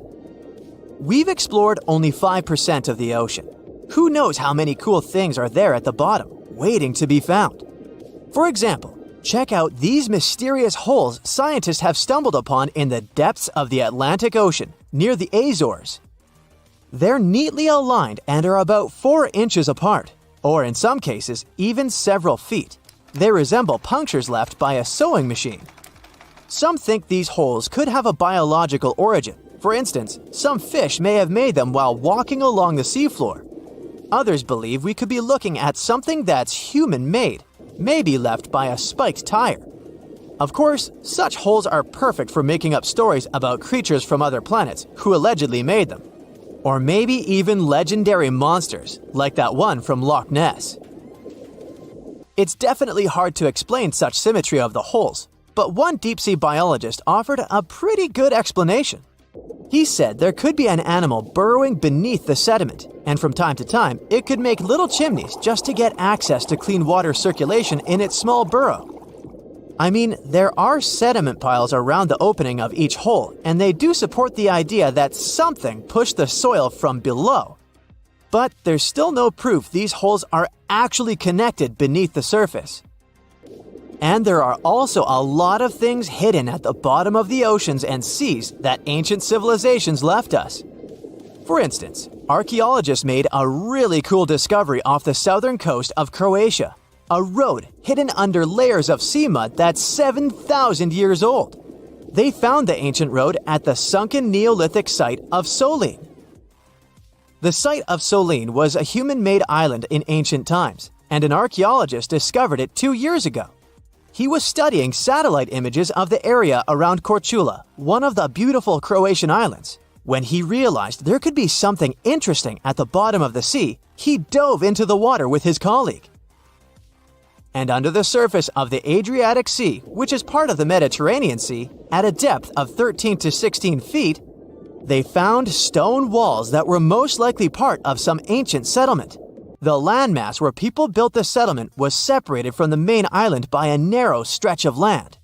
Luckily, this area is protected from big waves by the surrounding islands, so the site remained relatively well preserved. It's now hidden beneath the surface of the sea and covered in mud. But it's so exciting to imagine how people walked on that road nearly 7,000 years ago, visiting nearby settlements. If you want to see the weirdest creatures, you can always head to the bottom of the sea.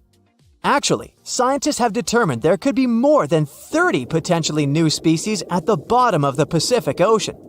They've collected them using their remote-controlled vehicle. That's a big step because until recently, they could only study such creatures through photographs. I'm talking about segmented worms, different types of coral, some invertebrates similar to centipedes, and many others. But there are also many old freaky creatures that we already know about that look like they came from sci-fi movies. Red octopus, blobfish. Okay, this one kinda looks normal until you raise it to the surface. The goblin shark, Sloane's viperfish, zombie worms. Ugh. Yeah, I hear ya. Let's move on. The seafloor hides things from space too. There are traces of rare forms of plutonium and iron at the bottom of the Pacific Ocean. And what's awesome is that all this has come from space. These radioactive materials probably formed during some kind of cataclysmic event in space and eventually made their way out to our beautiful home planet.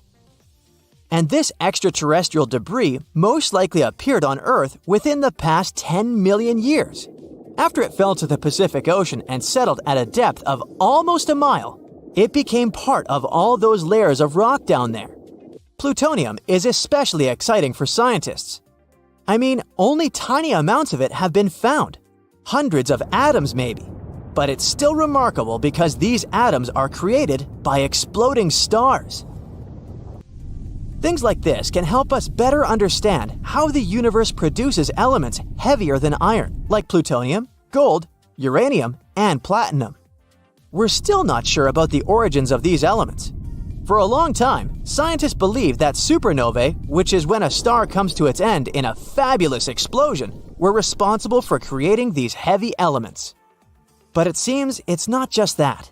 Some other cosmic events, such as the collision of neutron stars, which are super dense collapsed stars, or some rare types of supernovae, could also be involved. Whoa, let me get my popcorn. Now, if you're in an airplane soaring through the air, you may think it's the heaviest object in the sky. But those large cumulus clouds you see shaped like your dog can weigh more than 1,000,000 pounds. Clouds are just tiny drops of water gathered up together. Don't worry, they won't come crashing down in pieces. It may seem like there are infinite stars in the Milky Way galaxy, but NASA experts are convinced that there are potentially 100 to 400 billion stars out there. There are around 3 trillion trees in the world and about 400,000 plant species. Out of all those plants, between 80,000 and 300,000 are edible, but only about 200 of those plants land in different cuisines. If you're standing in Alaska, you can expect Hawaii to inch its way to you ever so slowly. You might not feel it, but tectonic plates are always moving at the same rate as your fingernails are growing. Hawaii moves 3 inches every year because the Pacific Plate is always pushing northward. Bees buzz around with 4 wings instead of 2. The 2 wings you usually see become a single wing when they fly, but when they land and chill around, they unhook back to 4 wings. They even have an invisible chain network where they fly through to go from flower to flower. Bees can fly higher than Mount Everest, which is almost 30,000 feet high. Hurricanes can't rush across the equator because of something called the Coriolis effect, which is also responsible for many megastorms. Low pressures in the northern hemisphere rotate counterclockwise. In the southern hemisphere, it goes clockwise. So, if a hurricane swings by the equator, it won't be able to rotate. The acid inside your stomach's so strong, it can melt stainless steel. The acid inside is rocking a pH of 2 to 3 and doesn't melt your insides thanks to a stomach lining which secretes a chemical to balance it out. Your body replaces this lining every 4 days or so. Owls have something like eye tubes instead of eyeballs. Humans can turn their heads at a 180-degree angle and can rotate their eyes in multiple directions. Owls don't move their eyes freely like us, but they make up for it by turning their heads 270 degrees. They can see really well at night. Okay, chameleon, we get it. You can move your eyes independently in all directions. Please stop staring at me. If you happen to be in outer space on a planet in our solar system, then chances are you're swimming in diamonds. The atmospheres of planets like Jupiter and Saturn have high pressures that can crystallize carbon atoms and create diamonds. Scientists even claim that all that icy bling rains as much as 2 million pounds yearly in Saturn. The sun will keep getting brighter and hotter and eventually evaporate oceans, making life on Earth like an oven, similar to Venus. Our Milky Way is on its course to a collision with the Andromeda Galaxy. Stars, asteroids, planets, and moons will smash right into each other and destroy everything. Of course, something like this doesn't happen overnight, but eventually the two galaxies will combine into a single mega cluster galaxy. This won't happen for billions of years, though. I won't be around then. Slow lorises with their bugged eyes may be cute, but they're the only venomous primates in the animal kingdom. They get venom from a gland under their armpit before biting a predator. Unfortunately, their numbers are dwindling in the wild. Forests and jungles aren't the only ones responsible for producing the majority of the oxygen you breathe. It's the microscopic creatures called photoplankton that live in the upper layers of water, specifically the oceans. Like plants, they also use photosynthesis to turn sunlight into oxygen. There are so many of them that they contribute 50 to 85% of all the oxygen. Pluto was discovered in 1930 and, until now, hasn't even made a full rotation around the Sun. It takes Pluto 248 years to make a full orbit, which means Pluto will celebrate with fireworks and countdowns in the year 2178. There have been instances where snow was covering the sandy landscapes of the Sahara Desert, and it isn't even the largest desert on Earth. The winner in that category goes to the Antarctic polar desert. Instead of sand, it's made of frozen water. Even the Sahara receives more rainfall than the Antarctic desert. In 1933, the double eagle was a coin valued at $20. Only a few of these were released, but the trend never picked up, and so the coin was reclaimed. Some were kept, but most were destroyed. In 2002, someone bought one of these coins at an auction for $7.5 million, making it the most expensive coin ever sold at an auction. Kangaroos have a spring-like action on their legs, which makes them hop around. But it's impossible for them to do so without their tails, that act as a counterweight. These hoppers can bounce at a speed of around 15 miles per hour, and kangaroos can't hop backwards. Your favorite summer snack was invented by accident by an 11-year-old boy in 1905. Frank Epperson accidentally left soda powder and water with a wooden stick overnight and got frozen stiff. He called it the Ep cycle at first, but popsicle stuck around, and now they come in many awesome flavors. The biggest animal on Earth weighs as much as 33 elephants. Its tongue alone can be as heavy as one of those elephants. A blue whale's heart can weigh as much as a small car and needs to beat every 10 seconds. 3 big blue whales stacked head to fin are about the length of the Statue of Liberty. A human can even swim through their large veins with ease. The nano chameleon is the tiniest reptile to be discovered. In January 2021, scientists went on an expedition in northern Madagascar rainforests and found this little critter.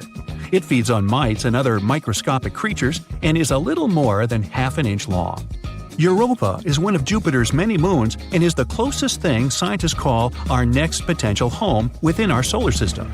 The surface is covered in ice, but it's believed there's an ocean underneath that could be teeming with microscopic living beings. If you're afraid of the dark, then the moon is probably no place for you. Shadows are darker on the moon than on Earth. On our blue planet, the atmosphere is able to scatter more sunlight, unlike on the moon. The people of ancient Greece and Rome used sticky spider webs as natural bandages for patients. The webbings have built-in natural chemicals that help with healing.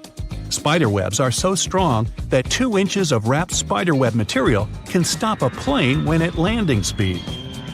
A study shows that tree shrews have a mutation in their system that makes them less sensitive to spices. They're the only known mammal, other than humans, to enjoy the flavors of mouth-burning chili foods. They did an experiment with a bunch of other mammals and found out that while the mammals avoided the spicy food, the tree shrews gobbled it down without thinking. Dolphins are one of the smartest creatures in the world, partly because they can sleep while being awake. When sleeping in the wild, their brains have to be partially on guard for any predators lurking in the water. When the heat rises in a fire, the air around it rushes to replace it, causing a spinning column to form. And that's how fire tornadoes or fire whirls are born. Octopuses may be rare to spot since they camouflage themselves so well, but they can lay more than 55,000 eggs. The mother will spend the next 6 months taking care of them, and once they hatch, they can be the size of a single rice grain.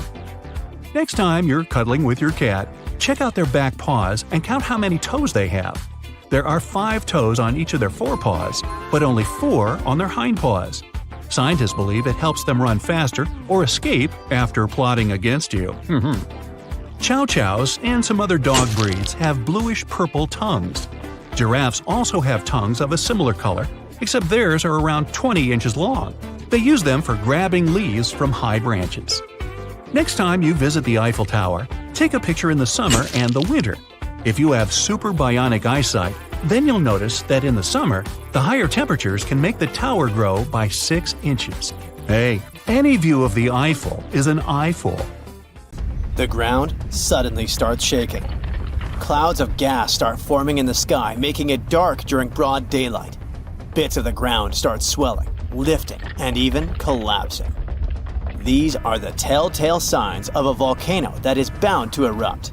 And this is what could easily happen again with Mount Spur. It's only about 75 miles from Anchorage, one of Alaska's busiest cities. More than half of the population of the northernmost state of the US live there. There's also a huge amount of air cargo that passes through its international airport daily. So anytime a volcano this close to such a vital hub begins to get restless, people start paying attention. Just FYI, approximately 350 million people in the world live within the danger range of an active volcano. That means that around 1 out of 20 people live in an area at risk of volcanic activity. Alaskans probably wish that Spur's reawakening was fiction, but it's actually true. The Alaska Volcano Observatory picked up on several of these "I'm about to erupt" signs from Mount Spur. So much so that they raised the alert level to yellow, which means unrest above normal background levels. Spur erupted twice in the 90s, and it was pretty intense. If we were ranking volcanic eruptions on a scale from 1 to 10, these eruptions would rank a 6 or 7. Not that terrible, but still worth 10 to 17 million in damages. However, these numbers are nothing compared to Alaska's 1988 Redoubt eruption, another volcano that erupted and summed up a staggering $345 million in damages. Mainly because its ashes hit aircraft engines, such as the KLM 747 that lost power after all its engines went off due to the ashes. If people weren't paying attention to Alaska's unstable geology before that, well, they surely started to after it. When you think of the hazards of volcanic activity, the first thing that might possibly pop in your mind is Pompeii, Italy. Of course, that's the worst-case scenario, a city being engulfed by lava. Spur may seem innocent compared to Vesuvio, but it still took its toll. The last time it erupted in the 90s, and it threw volcanic aerosols over 60,000 feet into the atmosphere. Let's get our science straight here. Think of volcanic aerosols like liquid particles that are released into the atmosphere during an eruption. These particles are usually created when gases from a volcano, such as sulfur dioxide, combine with water and other particles that exist in our atmosphere. These aerosols can actually cool the Earth's surface since they reflect sunlight directly back into space. And that's not the worst part. It can stay in the atmosphere for several years after an eruption, causing lots of health issues. The eruption unleashed blazing fast avalanches of hot gas and ash called pyroclastic flows, along with thick, muddy floods known as lahars. Oh, and there were also the massive volcanic boulders. These rock chunks were huge, some over 3 feet long, and they blasted out from the volcano like nature's cannonballs, landing more than 6 miles away. All that volcanic heat melted part of a nearby glacier, kicking off debris flows that dammed up the Chakachatna River and created a whole new lake along the valley. Some good came out of Spur's first eruption, though. The main lesson was, volcanic monitoring pays off. The local monitoring was able to reduce the economic damage done by the eruption, especially for a city that has an intense air traffic. Spur is deemed as dormant for the moment, but it could go off anytime soon.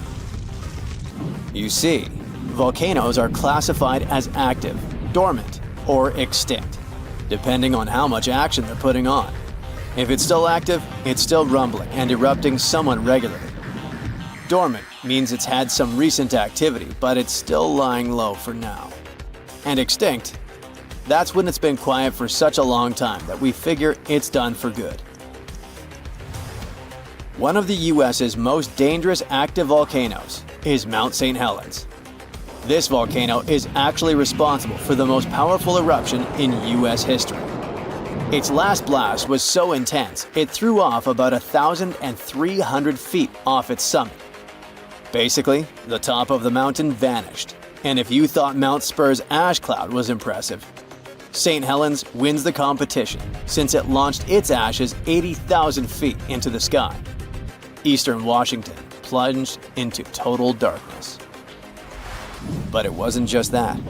In a matter of 3 minutes, the eruption hurled 3.7 billion cubic yards of blazing rock and dust, enough to fill 1 million Olympic-sized pools across 230 square miles of lush forest. Actually, the earthquakes that anticipated the eruption started weeks before May 18, 1980.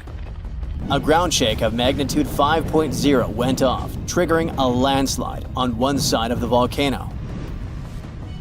By the end of the official eruption date, 57 people had lost their lives. Nearly 7,000 big game animals like deer and elk were wiped out, and millions of birds laid scattered on the burnt earth.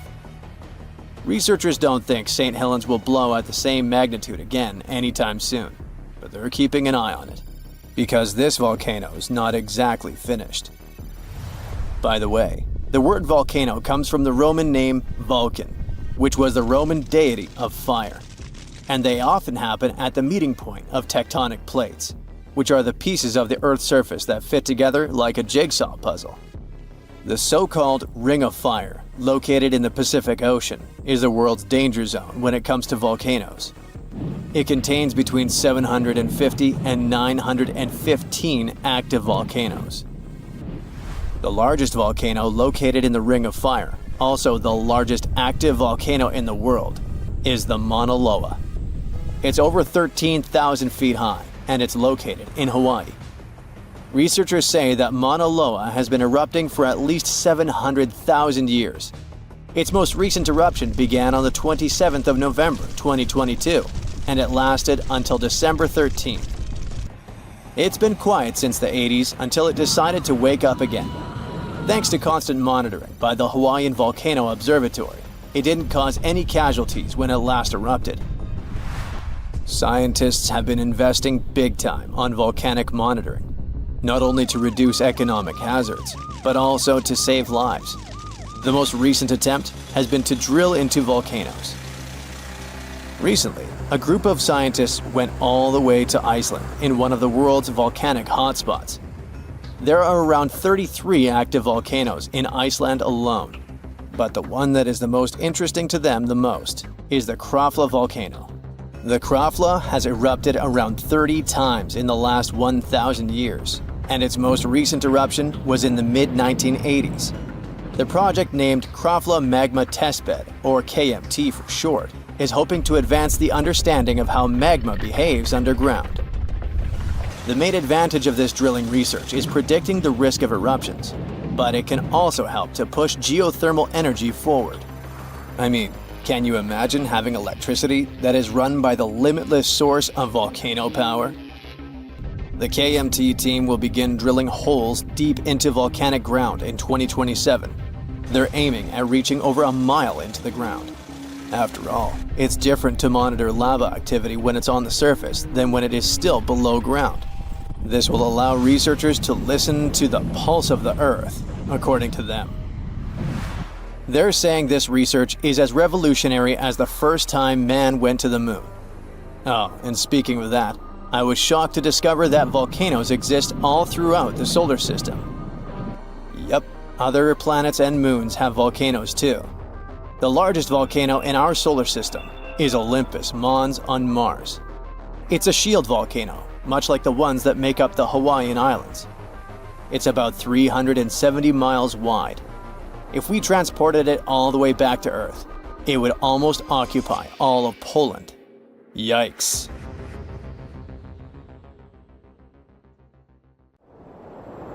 So, you might have heard that Yellowstone National Park is sitting on top of a giant supervolcano.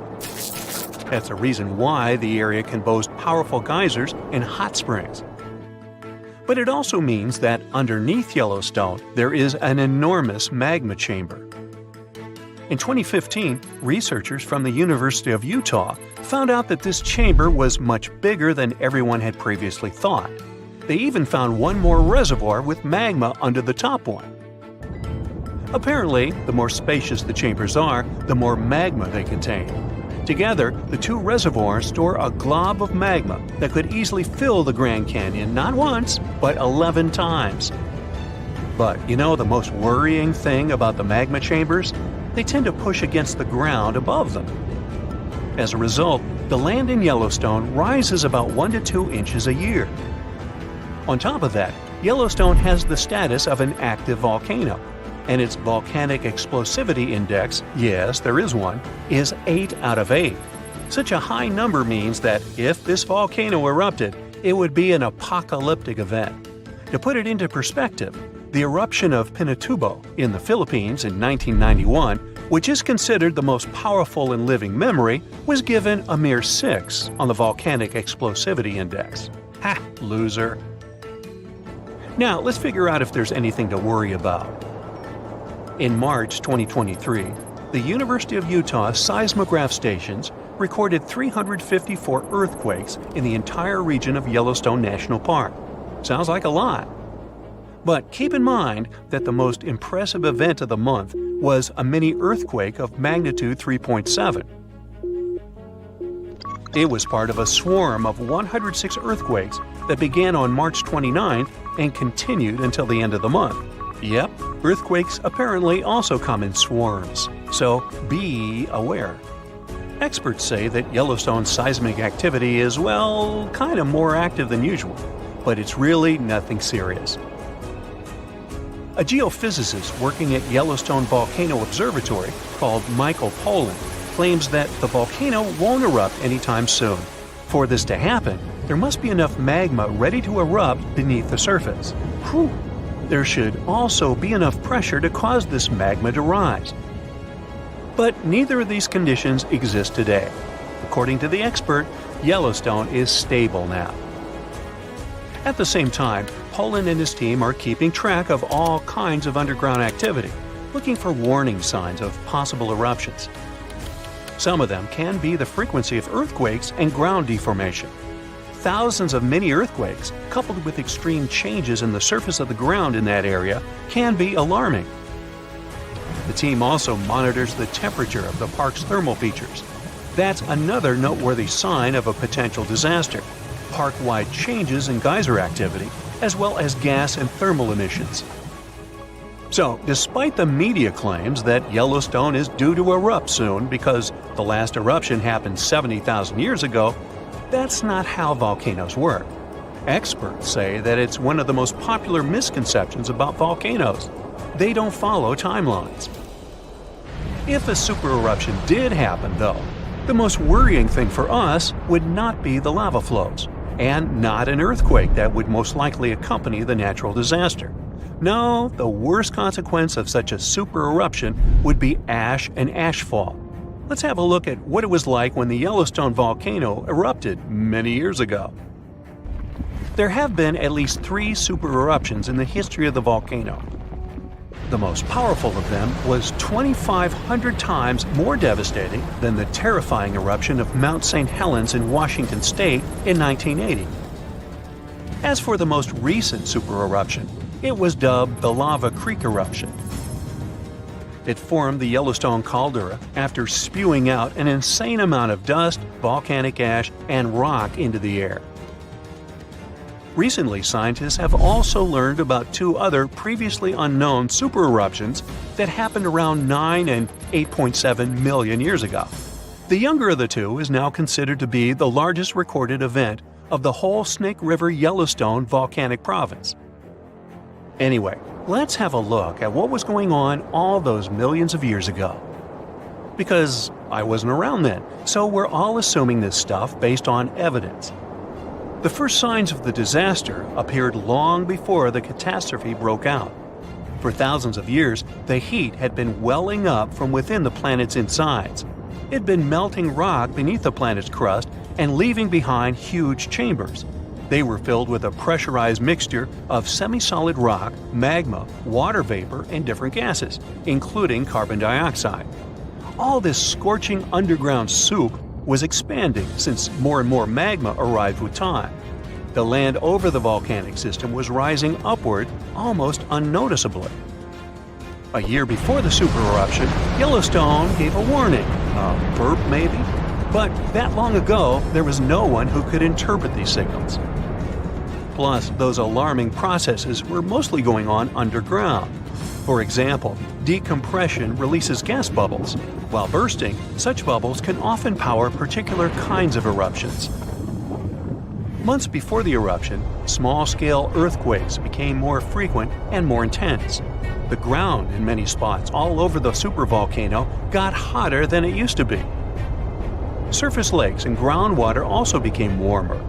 If people had been around at that time, they would have noticed unusual steam fogging in that area. Not long before the eruption started, the growing pressure pushed the ground over the magma chamber up. This created a dome-shaped uplift. Narrow cracks started to open along the edges of this dome.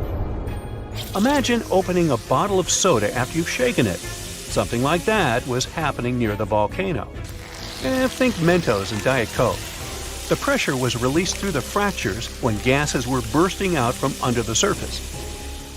So right before the disaster, the ground around the Yellowstone volcano lifted. Geothermal pools and geysers heated up to boiling temperatures and got more acidic than usual. The magma started to rise toward the surface. At one point, the rock roof of the magma chamber couldn't resist anymore and the eruption kicked off. Small but constant tremors began to move the ground days before the catastrophe. But the real shaking didn't start until several minutes before the eruption. With a deafening roar, a massive column of lava and ash hurled up into the air. Within several minutes, a pyroclastic flow rushed across the area at a hurricane-force speed. Such a flow is a liquid mixture of half-solid lava pieces, volcanic ash, and hot, expanding gases. It looked like an extremely hot, toxic snow avalanche. With a temperature of about 1,300 degrees, it was burning everything in its path. The volcano kept pumping ash for days on end. For all living creatures, ash fallout was one of the most dangerous consequences of the eruption. Volcanic ash turns into glassy cement within seconds of being inhaled. Most animals didn't have a chance to survive. Even thick trees started to collapse under the weight of this dense substance. It only took a couple of days until a thick layer of ash covered huge territories. After the ash got into the stratosphere, the temperatures all over the world started to drop. The eruption was rich in sulfur, which is an effective sunblocker. That's why it soon got so cold that there was no summer in the whole world for the next several years. Animals couldn't find food and clean water. This natural disaster, called the Gray's Landing supereruption, was colossal. That's how researchers described it in their recent studies. It affected a huge territory. The streams of lava enameled an area as large as New Jersey in scorching hot volcanic glass. It instantly sterilized the land surface, wiping out all the plant life that had been thriving there before. Now, if such an eruption were to happen these days, it would cover Colorado, Utah, and Wyoming with almost 3 feet of toxic volcanic ash. Many regions would be plunged into darkness. Even the coast, where most Americans live, would experience problems with the spread of the ash cloud. It would destroy crops and contaminate pastures, ruin power lines and electrical transformers. Well, so I'm sure you'll agree with me, it's a good thing that such a disaster isn't expected to occur anytime soon. Hey, we got enough other stuff on our plate. Our planet's biggest and meanest supervolcanoes are waking up.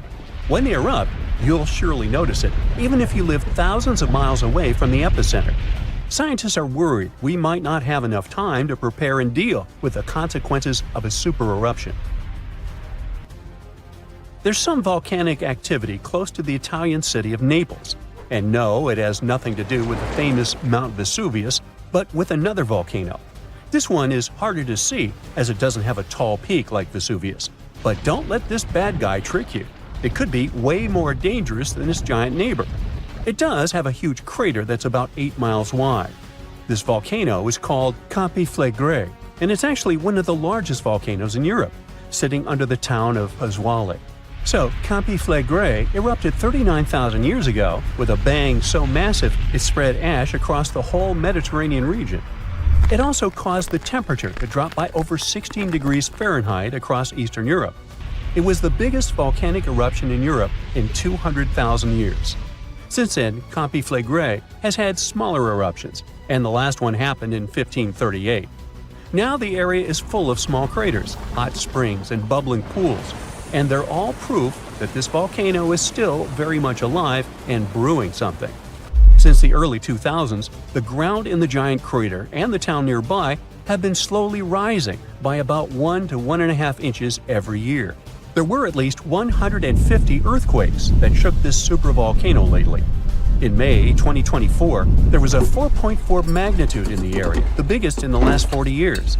Residents had to leave their homes and camp outside, fearing there would be more earthquakes. No one knows how Campi Flegrei is going to behave in the following months or years, but the authorities are organizing evacuation exercises to prepare the population just in case. The Italian volcano looks like an innocent kitten compared to the real giants like Yellowstone. For a volcano to deserve the title of a super one, it must be able to produce catastrophic-scale eruptions and eject huge amounts of magma, ash, and volcanic gases. The Yellowstone giant meets these criteria. Even though it moves from time to time, the Yellowstone supervolcano hasn't erupted for 640,000 years. But when it does wake up, it might erupt with incredible power, about the same amount as 10 huge nuclear power stations can produce. Under the ground, beneath Yellowstone, there's a super hot area full of molten rock called magma. As more magma moves into a big space called a magma chamber, the ground above starts to swell or rise. When the magma cools down, the ground falls. Between 2004 and 2009, the ground at Yellowstone rose by almost 10 inches, but then it started to slowly go back down in 2010. Scientists aren't sure if it's going to erupt anytime soon. There's also another big volcano called Long Valley in California that has been active since 1980, and it can be a really big threat. Scientists studying this supervolcano found out that before its biggest eruption, 760,000 years ago, the buildup may have taken less than a year. Now, that's bad news, because a supervolcano eruption can have a huge effect on the world, like the eruption of the Toba volcano in Sumatra around 74,000 years ago. It became the biggest volcanic eruption the Earth had seen in 28 million years. It covered parts of Indonesia, India, and the Indian Ocean with a thick layer of volcanic debris, almost like a 6-inch blanket. The amount of rock it spewed out was like stacking nearly 3 million Empire State Buildings. The giant crater it left behind can still be seen from space. All the ash and gases shot up into the air and blocked some of the sunlight. It caused a volcanic winter that lasted about 6 to 10 years. Some scientists think this eruption might have even affected early humans. Around the time Toba erupted, the human population took a sharp dip, and there were far fewer people. Some say this is why all modern humans come from a small group of survivors. According to the Toba catastrophe theory, most early humans in Europe and Asia didn't survive the cold and harsh climate after the eruption, but a lucky group lived through all that in Africa. Not all scientists agree with this idea, and some archaeological and climate records show a different story. Another volcano that changed the world in a big way was Mount Tambora in 1815. The next year went down in history as the year without a summer. It was cold and rainy, and there was snow and frost even in the middle of summer, especially in Europe and North America. This happened because the volcano sent out a lot of sulfur dioxide into the sky, which spread all over the world and made the planet colder. When Tambora erupted, it caused huge tsunamis that smashed homes and took the lives of around 10,000 people. Afterward, about 80,000 more people passed away because of the consequences the eruption had caused in the world. The cold weather ruined crops, so food became really expensive. And because horses were the main way people traveled, the cost of oats that they ate went way up too. Some people even think this led to the invention of the bicycle in 1817 as a new way to get around. The eruption made the Earth colder for about 3 years.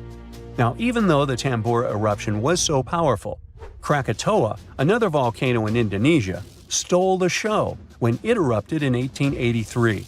It was just easier to spread information about it through telegrams and photos. Its final blast was the loudest recorded sound in history, and people could hear it on 10% of the entire Earth's surface. The eruption started a tsunami with waves about half as tall as the Statue of Liberty. Now, if we only had 12 months to prepare for a supervolcano eruption, it would be really hard to store enough food and get ready. But don't panic just yet. Supervolcano eruptions are very rare, and the last one happened 26,500 years ago in New Zealand. Scientists think that a super eruption happens once every 100,000 years on average. But the sad part here is that the Earth doesn't follow a perfect timeline. There could be clusters of super eruptions with shorter gaps between them and then longer quiet periods. Since there have already been 2 super eruptions in the last 100,000 years, there's always a chance one could happen again sooner than we expect. Plus, although there are places like Yellowstone and Long Valley where we expect volcanoes to erupt, there are less obvious possible hotspots. In Chile, there's a volcano called Laguna del Maule that has erupted in the past and left behind a huge crater. Over the last 20 years, the ground there has been swelling really fast, rising up to almost 1 foot a year. Some people are worried that this could be a sign of a big eruption coming. But scientists say there's not enough magma yet to cause a super eruption. In Bolivia, the Juturancu volcano is also acting up. It's part of a group of volcanoes that have caused super eruptions in the past. Since the 1960s, the ground around Juturancu has been lifting, but the last eruption was 250,000 years ago. Even though the magma might be rising, it's not enough to worry about just yet. The chances of a super eruption happening during our lifetime are 1 in 1,400, which is pretty low, so you don't need to worry too much.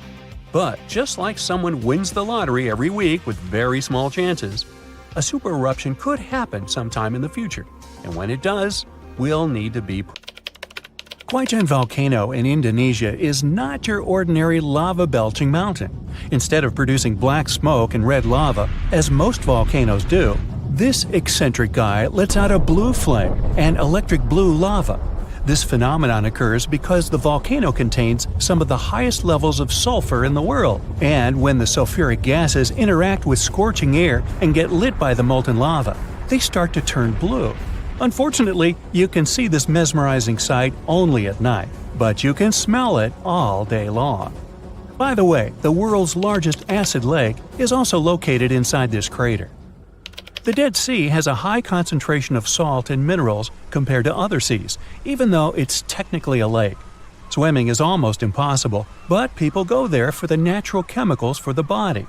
Floating on the surface is a great way to relax. This ancient body of water got its name because no macroscopic organisms can live there since it's 9.6 times saltier than oceans. Only a few bacteria and fungi can be found enjoying the salt. It's also Earth's lowest elevation on land at 1,400 feet below sea level. An underground crystal cave exists in Mexico, and it looks like some interstellar world. It's roughly 1,000 feet beneath the surface, with each spike measuring up to 35 feet in length and weighing up to 55 tons. These are some of the largest crystals in the world. Luscantire Beach is an endless strand of white sand dunes and azure water. But don't let the tropical vibes fool you. It's located in Scotland. That's why it mostly looks like this during May and June only. In December, the place gets only an average of 1 hour of sunshine per day, making it way more dramatic and monochrome. The Georgia Guidestones is a collection of giant stones in a star pattern. It has inscriptions in 8 languages, including Hindi, Chinese, and Swahili. It also has an astronomical calendar finished in 1980 and was built to last centuries. No one knows who built it or why. All the way over in sunny California is Sequoia National Park, home to the giant forest. It's been around for thousands of years. More than 8,000 of these colossal trees rule the land, including 10 of the largest living plants in the world. The General Sherman sequoia is estimated to be up to 2,700 years old and is recognized as the world's largest known living tree by volume. The famous stone heads of Easter Island have been around for hundreds of years. No one knows exactly why they were built. Some scientists think that local people believe the statues would make the soil more fertile. Soil analysis proved the heads did their job well. It's the best agricultural spot on the island. The chemical composition of the ancient hot springs in Pamukkale, Turkey, makes the water pouring over the edge look magical. They're not only good for cleansing your body, but the mind too. All the way in Saudi Arabia is a rock sliced perfectly in the middle with 2 pieces sitting parallel. What makes Al Nasla so unique is that it wasn't artificially done, but is a result of nature's work over the years. Now, this glacier may look like someone dropped tons of red paint in the middle of Antarctica, but it's actually the natural color. Blood falls is a result of extreme salted water mixed with iron oxide, giving out this eerie vibe in the middle of nowhere. In early May 2018, New England observed one of the scariest and most dangerous phenomena ever, a super long-track tornado. The frightening natural phenomenon started not far from Charleston, New Hampshire, and traveled toward the town of Webster in Merrimack County. It took the tornado 33 minutes to cover 36 miles and become the 3rd on the list of the longest track tornadoes in New England. In the Philippines, you can swim in some of the most crystal-clear waters and discover an underwater world below you in the province of Palawan. The municipality of Coron has white sandy beaches with many small boats riding through the many amazing sceneries. Tristan da Cunha is a small volcanic archipelago in the Atlantic, with the only neighboring cities of Buenos Aires, Argentina, and Cape Town, South Africa. It takes 7 days by ship to get to this unique place. If you want to escape from the rest of the world, staying with the 280 locals will make you feel like you're away from everything. During the first week of January 2018, unusually cold weather in the northeast United States froze the Atlantic Ocean in North Falmouth, Massachusetts. What's more, the ocean was frozen so thoroughly that people were walking on the waves. Now, that's obviously something you don't see every day. Red sand is what makes this beach unique and why tourists flock to Tianjin, China. A red-colored plant called a sueda salsa dwells in the saltwater. The whole beach is covered in red, with only the top layer of the sea visible. If there ever was a thing that said, "I defy gravity" out loud, it's the stone of Damasco in Argentina.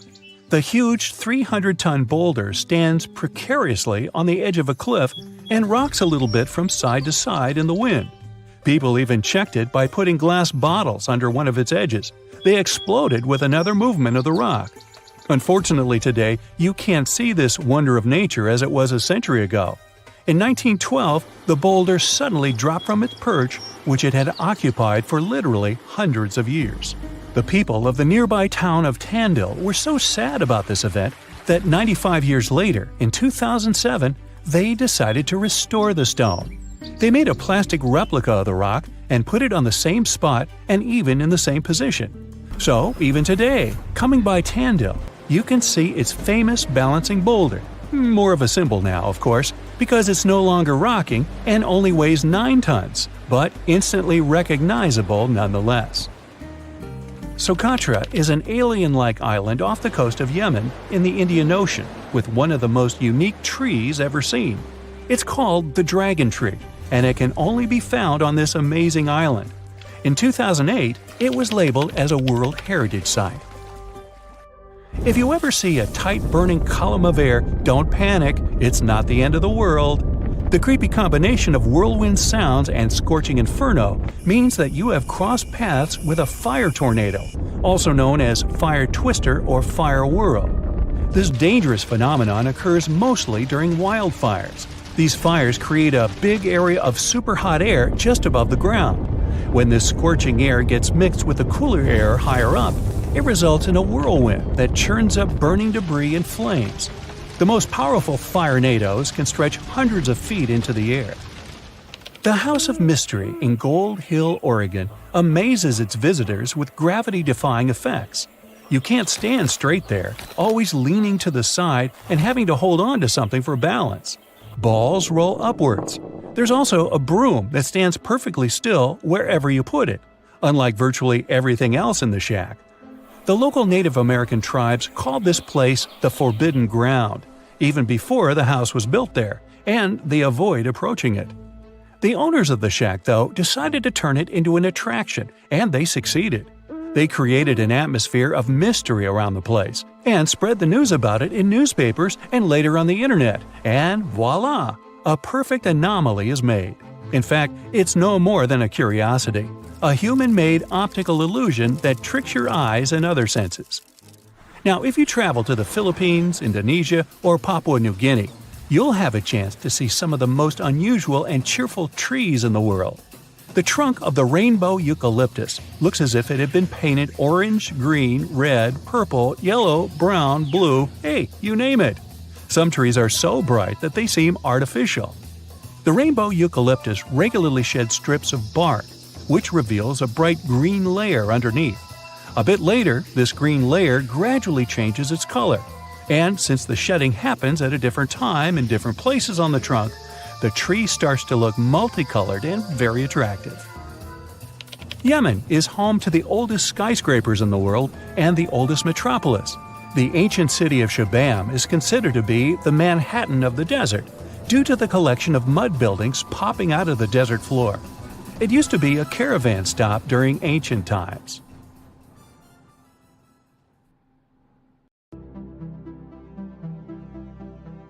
Back in 2018, the biggest active underwater eruption ever happened, at least the one that we could officially record.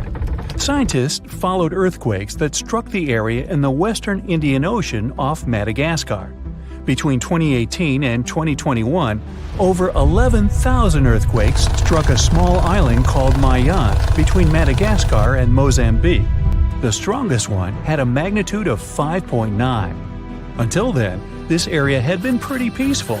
There had only been 2 earthquakes recorded over 50 years. Along with regular earthquakes, there were also some unusual seismic hums, like earthquakes at pretty low frequencies, forming deep underground. People couldn't feel those hums at the surface, but researchers around the world discovered them and realized they were related to volcanic activity no one actually noticed coming. Something strange happened. That underwater eruption created a giant skyscraper-sized volcano. This new underwater volcano turned out to be around 1.5 times the height of One World Trade Center in New York, and almost 10 times bigger than the Statue of Liberty. The area where it appeared had been explored in 2014, but it was almost flat, peaceful, and empty back then. Now, there is an actual volcano nearly 8,500 feet below sea level. The volcano gets its magma from a super profound reservoir located nearly 34 miles underground. It's the deepest reservoir of volcanic magma that we know about. The Earth has layers, and the middle one is kinda chunky. It's very much like peanut caramel filling many chocolates have. Research shows there are probably hunks of oceanic crust deep inside the Earth's liquid mantle. They're stuck there, creating large lumps in something that was supposed to be a smooth layer. Our planet has a rigid outer layer. It includes a hot upper mantle and cracked crust. The hot mantle moves and churns all the time, making the crust at the surface move too. This way, the oceanic crust dives into the depths and makes huge magma plumes go up toward the planet's surface. Scientists even found an ancient piece of the Pacific Ocean hundreds of miles underneath China. Those are the old remains of the Pacific seabed from long ago, and they were pulled downward below Earth's surface into the mantle transition zone. This rocky slab that used to be at the bottom of the ocean is made of the crust and some solid parts of the upper mantle. Most of the volcanic activity on our planet happens where we don't even see it, under the surface of the ocean.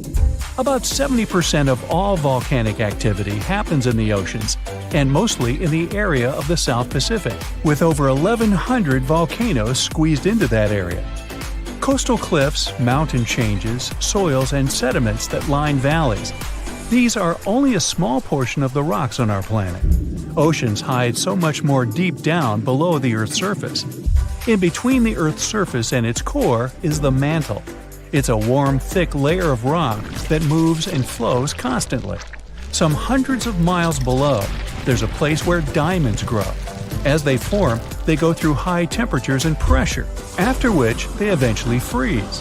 That way, when they arrive at the surface, scientists can explore their structure, find out how they formed, and understand better what's going on in the depths of our planet.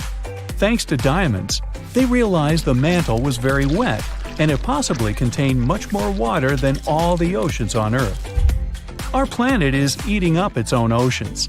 As its tectonic plates move, dive, and go beneath one another, they drag huge amounts of water into the Earth's interior. The water beneath the surface of our planet can help with developing magma and lubricate faults, which actually makes earthquakes more likely to happen. Water is actually stored in the minerals. It gets incorporated into the planet's crust when new oceanic plates form. They go through the process of bending and cracking as they grind under other plates, and huge amounts of water then go deep into the crust and mantle. Scientists research an area that's 18 miles under the surface. They realize these zones pull 3 billion teragrams, which is more than 2 billion pounds. Any ocean is like a whole new world. There are incredible sceneries below the surface, magnificent waterfalls, lakes, and rivers. There are thick layers of salt beneath the seafloor, and rivers and lakes form because seawater goes through those layers and dissolves them, creating something that resembles pools. The dissolved salt makes the surrounding water denser. That water then settles there, which eventually forms underwater lakes or rivers. But there are also mountain chains, trenches, canyons. There's a canyon in the Bering Sea with more than 8,500 feet of vertical relief. This makes the Grand Canyon look way smaller than it is, since the underwater canyon is nearly 2,500 feet deeper. Deep parts of the ocean are really cold. The temperature of the water can be about 40 degrees, but at the bottom, water can get boiling hot. There are hydrothermal vents in the seafloor. Those are the hot springs located at the edges of tectonic plates. The water they release can reach a temperature of up to 750 degrees Fahrenheit, but the pressure at such depths is very intense. So intense, no human being can handle it. Still, it's the pressure that keeps the water from boiling. Ocean depth is on average 2.3 miles. Light waves can still enter at 3,280 feet, even though it's in a very small amount, so all the mysteries hidden below that point remain in total darkness. The actual illuminated part of the ocean goes until 600 feet. Even though the sun gives us light, most of our planet is dark all the time. It's all because of the oceans, covering over 70% of our planet. The loudest sound that came from an ocean, and of the loudest sounds ever recorded, came from an ice quake. It was so loud, researchers picked it up by sensors more than 3,000 miles away. There was a seismic activity that made frozen ground break down. The Antarctic ice sheet is bigger than the continental part of the United States and Mexico together. A big iceberg from Antarctica holds over 20 billion gallons of water, which could make a 5-year water supply for 1 million people. Humans can generally drink sea ice, although we can't drink seawater. As time goes by and the ice ages, the brine trapped between ice crystals drains out. That way, ice becomes fresh enough to consume it. If all the ice sheets and glaciers we have on the Earth melted at the same time, the sea level would rise another 260 feet, which is just a little shorter than the Statue of Liberty, the height of a 26-story building. Clams lived long enough to tell us more about oceans past. Ancient mollusks could live for more than 500 years. To learn more about a tree, you can use its rings to see how old it is. To learn how old a mollusk is, you can examine its rings within the shell and tell. This is also how scientists get information about the ocean, climate, and whatsoever. Clams can help take a look at what happened about 1,000 years ago. The Earth doesn't have 4 but 5 oceans now. The new one, called the Southern Ocean, was officially recognized only a few months ago. It borders the Atlantic, Pacific, and Indian Oceans, so scientists couldn't agree if it's really a new ocean or just part of the colder regions of these 3. We don't only divide oceans on maps, each has different conditions for unique marine species. For example, the Southern Ocean has leopard seals, orcas, minke whales, emperor penguins, and other animals that live in cold, icy seas. It's also home to krill, small creatures that look like shrimp and are food for many bigger animals that live there. Life on our planet started about 3.5 billion years ago. I wasn't around then. It's still a mystery how and when exactly, but some theories say life could have first emerged in the depths of the ocean. A few years ago, scientists found microscopic tubes and filaments within rocks formed about 4 billion years ago. These rocks are fragments of ancient oceanic crust. Also, these tiny tubes and filaments are similar to microbes that can still be found on hydrothermal vents in deep parts of the ocean. The idea is these living cells found conditions to stay alive in tiny rocky pores inside the chimneys of those vents and started the amazing adventure of the evolution of life on our planet. Imagine standing in the middle of Europe 40,000 years ago. The landscape is rough, cold, and unforgiving. Fast food is scarce, and there's no internet.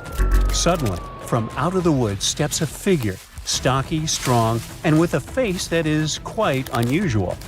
This human looks similar to us, but something about them is different.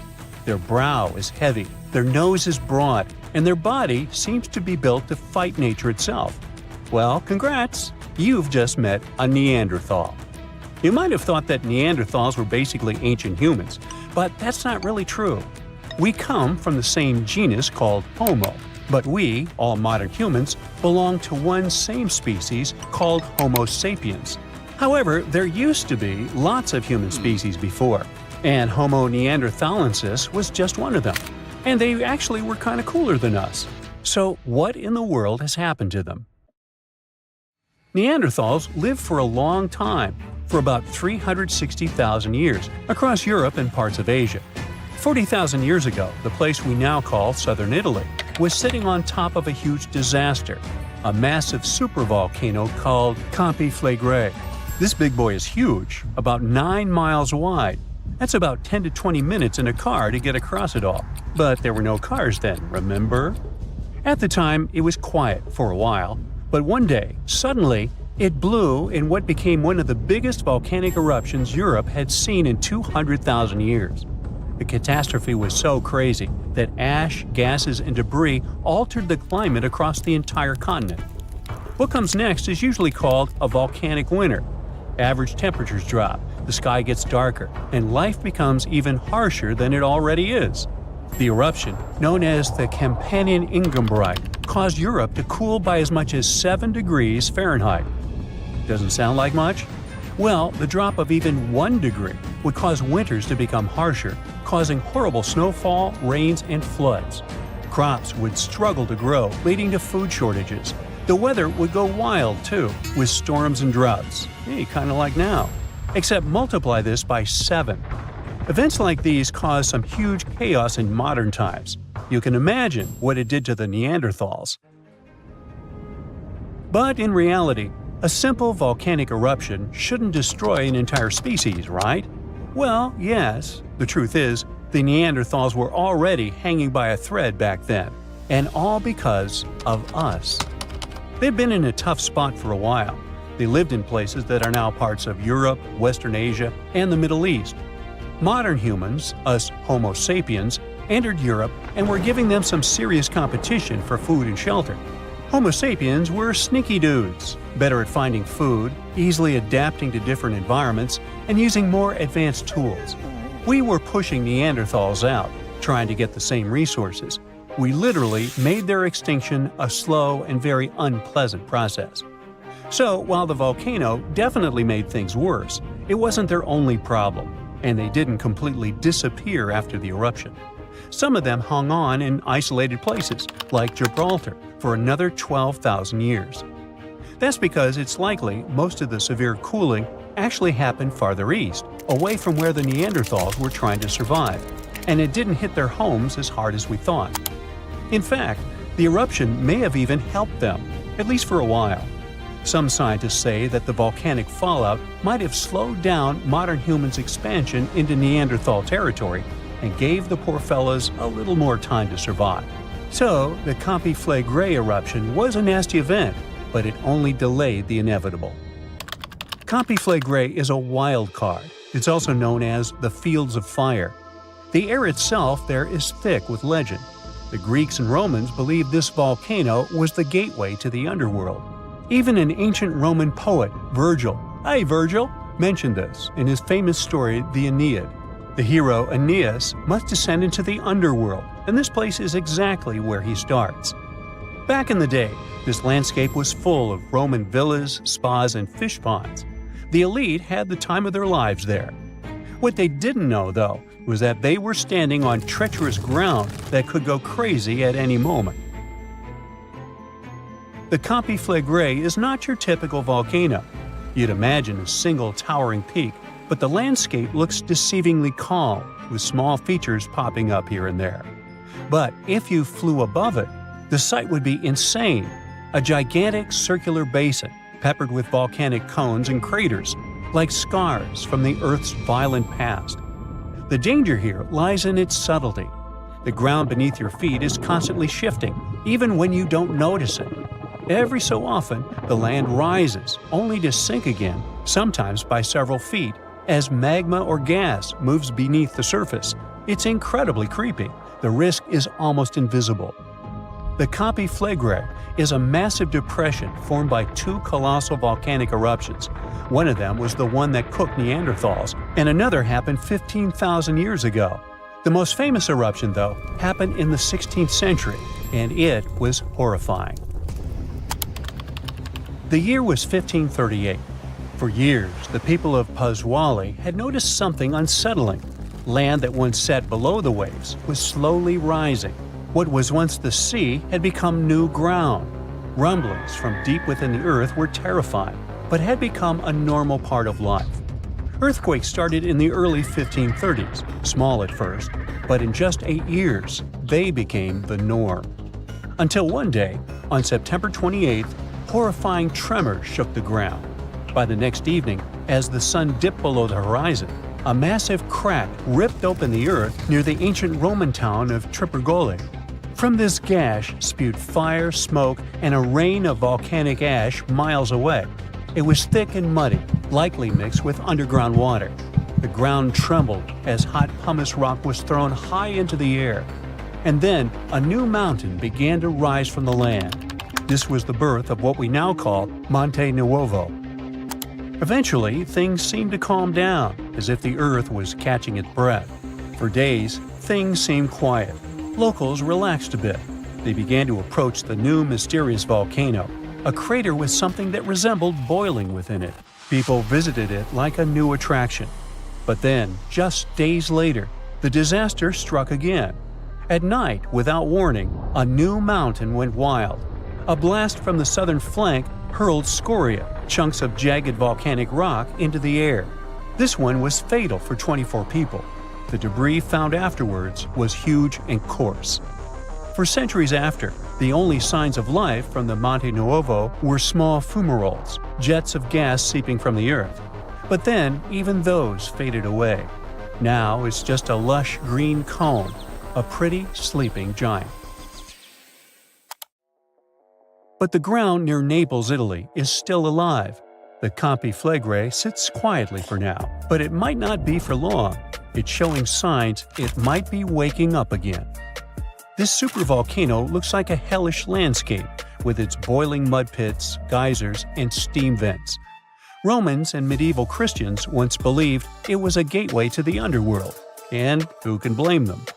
What's spooky is that recently scientists detected unusual activity under the surface. In 2012, Italian authorities raised the alert level on the volcano from green to yellow, meaning that it needs close monitoring. There are certain changes that usually happen before an eruption. The magma below starts releasing gases, which could weaken the rock above, eventually triggering a disaster. Unfortunately, no one can predict exactly when or if it will erupt. But if it does, the consequences could range from a minor inconvenience for locals to a global catastrophe. Its last tiny eruption happened in the 16th century, and it wasn't too bad. But if history repeats itself, like it was with Neanderthals, we're all cooked. An eruption like that could lead to global cooling, crop failures, and widespread famine. Right now, a group of scientists is trying to get a clearer picture of what's happening beneath the surface. The Campiflegrei Deep Drilling Project is working to drill a 10,000-foot borehole, hoping to check out the magma chamber up close. But at least for now, the supervolcano remains quiet, and let's hope it stays that way. Rocks rolling down the slopes of a rumbling volcano, pushing other bigger rocks on their way, and eventually tumbling down into the ocean in a humongous cascade, causing a wave the height of which the world's never seen before. This is what might happen if the Helena slump of the Hawaiian Big Island falls off into the water. The Kilauea volcano is far from dormant. The latest eruption occurred in 2018. Its eruptions are usually accompanied by earthquakes of different magnitudes, and with each quake, the magma rocks on the slopes of the volcano shift down. These rock formations are called slumps, and the Helena slump is the most notorious of them all. In 1868, the shift of this slump caused a tidal wave rising as tall as 60 feet. But what's most troubling is that some 110,000 years ago, a landslide here led to one of the most powerful earthquakes ever, which in turn led to a mega tsunami of over 1,000 feet in height. Scientists are worried that such an event may repeat in the future. If that happens, the wave might engulf the whole of Hawaii and easily reach both North and South American coasts. Geologists are quick to reassure, though, that a landslide like this is unlikely to occur anytime soon. It's just too early for that. But when it finally does, the consequences will be catastrophic. Have a nice day! Yellowstone National Park in the western USA is world famous for its dazzling views, and especially the colorful Grand Prismatic Spring at its very heart. But we should all stay aware that Yellowstone is, first and foremost, an enormous caldera, basically a slumbering supervolcano. The difference between a regular volcano, like Kilauea from earlier, and a supervolcano is that the latter is thousands of times more powerful. Imagine an eruption spewing tons of huge rock and rivers of hot lava, pumping out clouds of ash that make countries stop air travel for weeks. And now multiply all of this by 1,000. This is what a Yellowstone eruption would look like. At first, a huge area in the middle of the national park would shake, crumble, and then blast upwards in a megaton explosion. Lava flows and magma rocks would cover the area of about 40 square miles, roughly half of Washington, D.C. But the greatest danger is the volcanic ash. The ashen plume would rise miles above and get carried by the wind in every direction. Since the eruption would be far from ordinary, the spread and damage would also be much greater than usual. The ash is thick and heavy, so it would cover a vast area in a blanket, destroying crops and even buildings. Worse still, it would spread in the air and block out the sun, leading to a drastic drop in temperature and an artificial winter. Even regular volcanoes can lower temperatures worldwide by a few degrees. A supervolcano may potentially cause a new ice age. Luckily, the chances of Yellowstone supervolcano erupting in the near future, or at all, are extremely low. There have been only 3 of those in the history of Earth, and there's no evidence such a disaster should repeat. Scientists estimate the probability at 0.00014%, which is lower than the chances of an asteroid wiping us all out. Speaking of which, if dinosaurs could talk, and were at least still alive for that matter, they'd tell you that asteroid threat is as real as it gets. Scientists at NASA say they've tracked 90% of all near-Earth asteroids of significant size, and none of them are a matter of any concern. But there are still the other 10% in the great unknown. What's more, asteroids can change their line of flight because of the pull of other celestial bodies and eventually turn our way. Lucky us. Now, if an asteroid big enough, like a mile across, hits the Earth, it will first cause an explosion powerful enough to erase a dozen big cities in a matter of seconds. Then the impact will raise a cloud of dust and debris that will block out the sun, just like the ash cloud from a volcano, and cause a centuries-long winter on the whole planet. But even if it falls into the ocean, which is more likely, a resulting wave will rise several miles high, washing coastal cities off the face of the planet. But at least there won't be a new ice age. Although scientists are pretty sure there's no such threat in the near future, it can't be ruled out completely, and humanity needs at least 5 years to prepare for this event. If a big near-Earth asteroid suddenly changes its course and turns right toward our planet, we won't stand a chance against it. Disaster movie, anyone? A much more probable calamity, though, rests right beneath our feet. It's the San Andreas Fault in California. The fault has been ready for rupture for years now, and scientists estimate that an earthquake along this line is likely to occur in the next 3 decades. And when it happens, it won't be nice. They expect a magnitude of 8.0, which is comparable to some of the most devastating quakes in history. It's all the more dangerous since California is home to some of the most populated cities in the western U.S., including Los Angeles and San Francisco. High-rise buildings are common there, and they're particularly vulnerable against underground shakes. The San Andreas earthquake might cause a whole lot of damage both to cities and countryside. In the worst-case scenario, the ground might break apart, destroying buildings, farms, and changing the landscape altogether. Still, scientists believe that the probability of such a quake is only 7% for the next 30 years. So there's a rather big chance, 93%, that we'll never see that in our lifetime. Yet, there's another earthquake hazard not so far away from the previous one: the megathrust in Chile. The country sits right above the subduction zone, an area where 2 tectonic plates meet and go one beneath the other. At the place of their meeting, stress has accumulated because of their continuous movement, and once that strain is too much, a major earthquake occurs. Chile has experienced a lot of quakes in the recent years, and scientists are worried those might be preparing the area for a really big one. They believe a great earthquake is due to happen before the end of the century, and it might be devastating to the coastal area. Even smaller quakes caused tsunamis that flooded the west coast, and a huge one like that is likely to raise a wave of incredible height. On the bright side, Chile now knows to prepare in advance for the coming natural disasters, and geologists are pretty sure people will be able to evacuate before the earthquake strikes. In September of 1859, astronomer Richard Carrington was looking at the sun and suddenly saw a bright flare on its surface. He made a note of it in his records, but only realized how important it was a couple of days later. The energy from that flare reached Earth and struck it directly, causing northern lights to appear above Cuba and burning telegraph lines all around the world. This was dubbed the Carrington event, and it was a solar storm. Such storms hit the Earth fairly often, but none of them were so powerful as the Carrington event, neither before nor after. But in 2012, astronomers registered a similar solar flare whose energy nearly hit our planet once again. If it had been just a week earlier, we'd have been in big trouble. Today, humanity relies on electricity in almost every aspect of life, and a powerful solar storm would mess with the electromagnetic field of Earth a lot.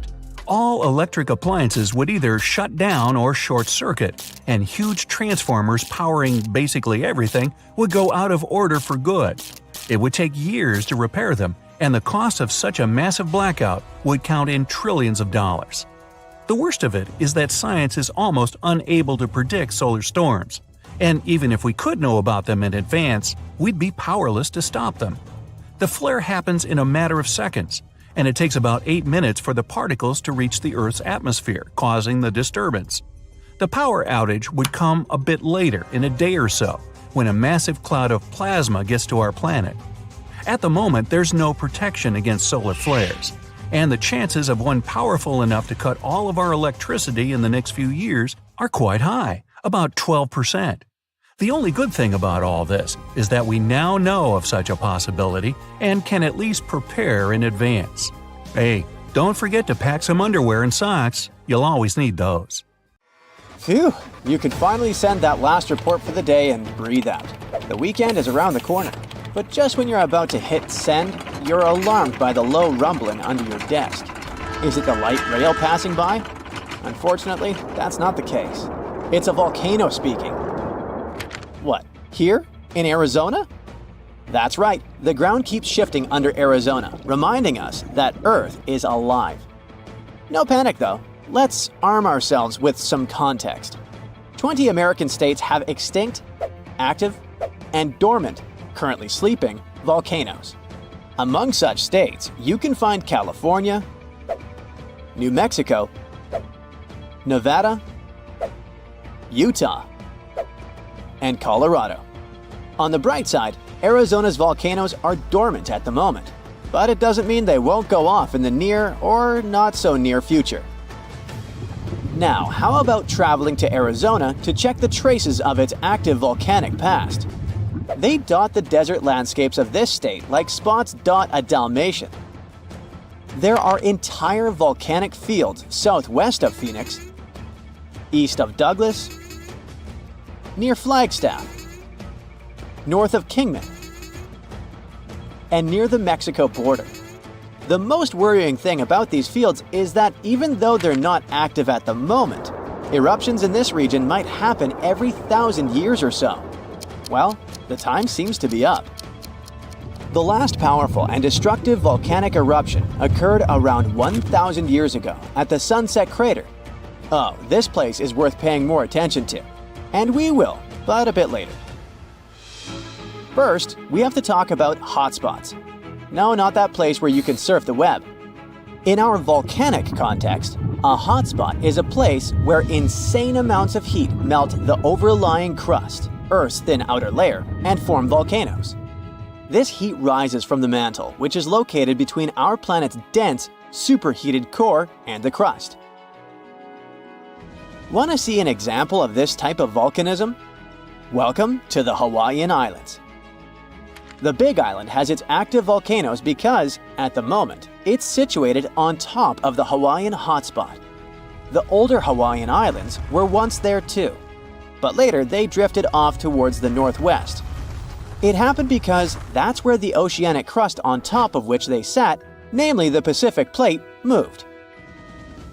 Now, look at the world's ocean basins. Yes, they're literally dotted with islands that sit on top of hotspots, like Hawaii, Iceland, Samoa, the Galapagos. Those are probably the most famous examples. But don't think that continents can't host hotspots. They can, but those are far less common. One of the most famous continental hotspots is, I bet you know it. Yep, the one beneath the Yellowstone caldera.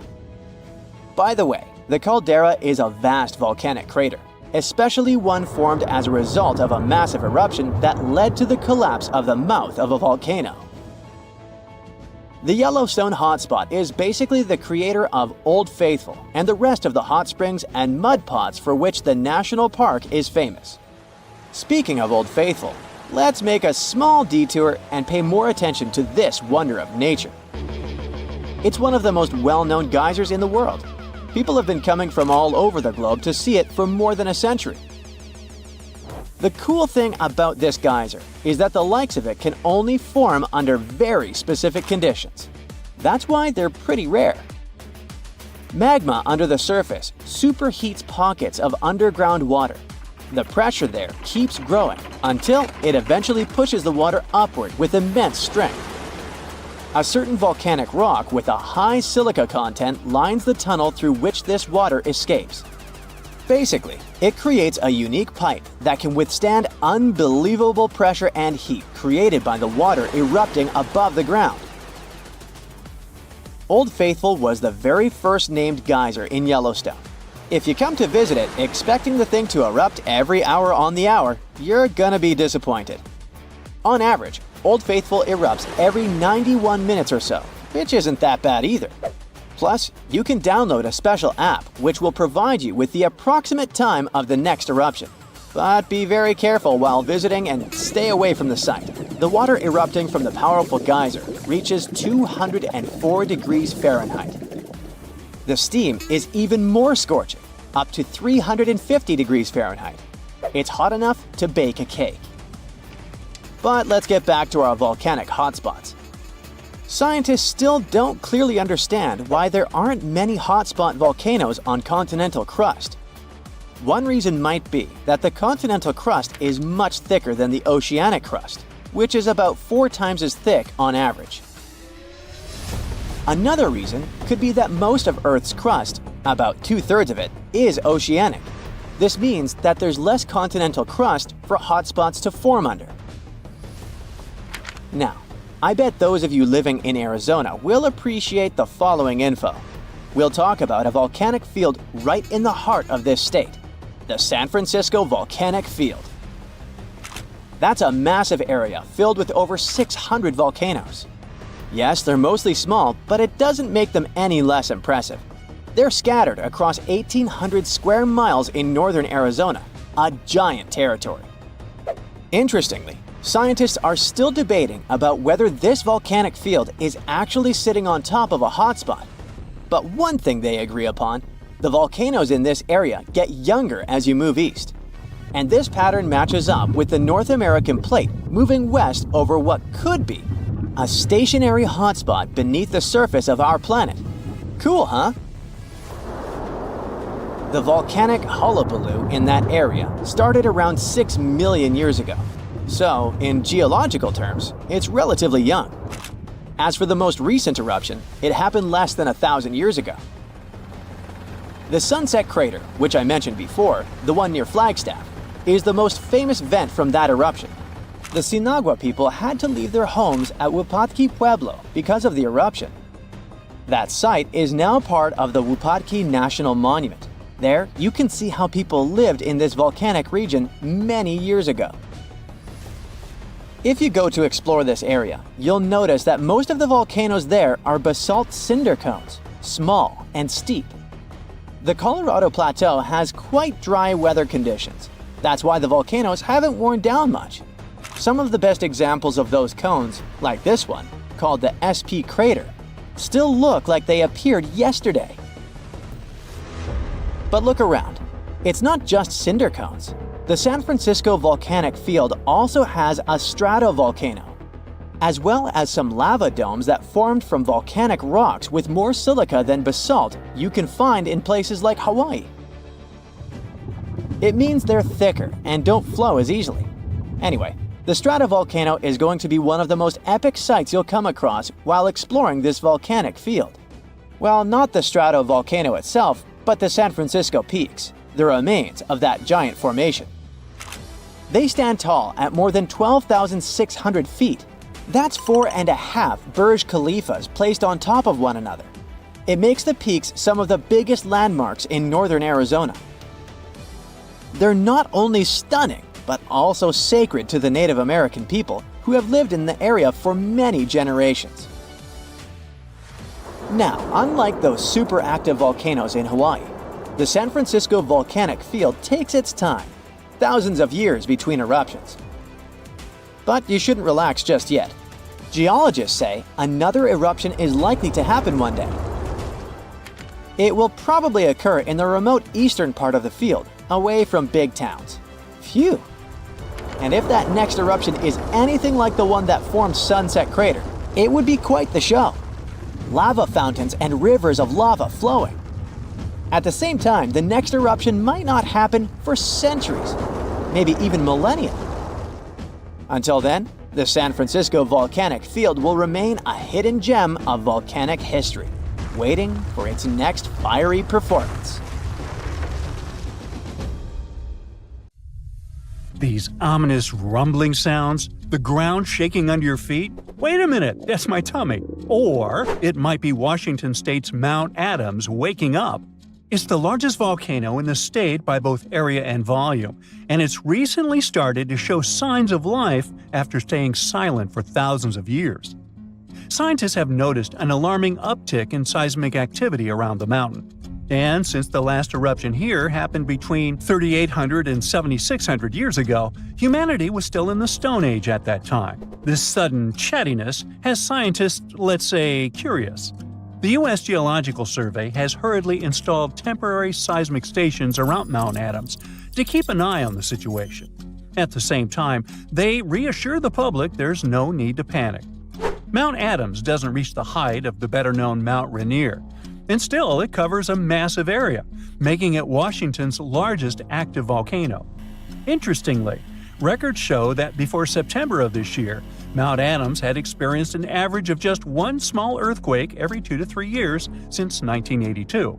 And then, the Cascades Volcano Observatory and the Pacific Northwest Seismic Network detected a staggering 6 earthquakes in just 1 month, September. These quakes were all rather tiny, with magnitudes ranging between 0.9 and 2 on the Richter scale. It means they were so weak you wouldn't feel them at the surface. Plus, satellite imagery confirmed there was no ground deformation in the area. Now, at the moment, the USGS keeps Mount Adams alert level at green or normal, so we shouldn't worry about the ground opening and swallowing towns and cities. But the most recent seismic blips have encouraged the agency to install additional equipment for more precise monitoring. Such an expanded network will help scientists notice even the smallest earthquakes, which will help them understand what's happening under Mount Adams. This extra equipment might also shed light on whether this recent activity is a signal of future eruptions or just a random anomaly. If Mount Adams eventually erupted, it would likely produce slow-moving lava flows rather than explosive eruptions like Mount St. Helens. After all, past eruptions have only led to lava flows that travel just a few miles from the volcano, so that's not what we'd need to worry about. A much more dangerous thing would be lahars. These are mud flows that can happen when volcanic ash, rock, and melted ice mix during eruptions. Lahars have occurred near Mount Adams without even eruptions. Rock, weakened by hydrothermal processes at the volcano's summit, suddenly broke loose, creating fast-moving, destructive mud flows. Exactly for this reason, the USGS categorizes Mount Adams as a high-threat volcano.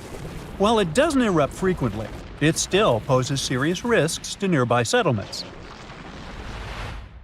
Another volcano we should carefully watch is Katla in Iceland.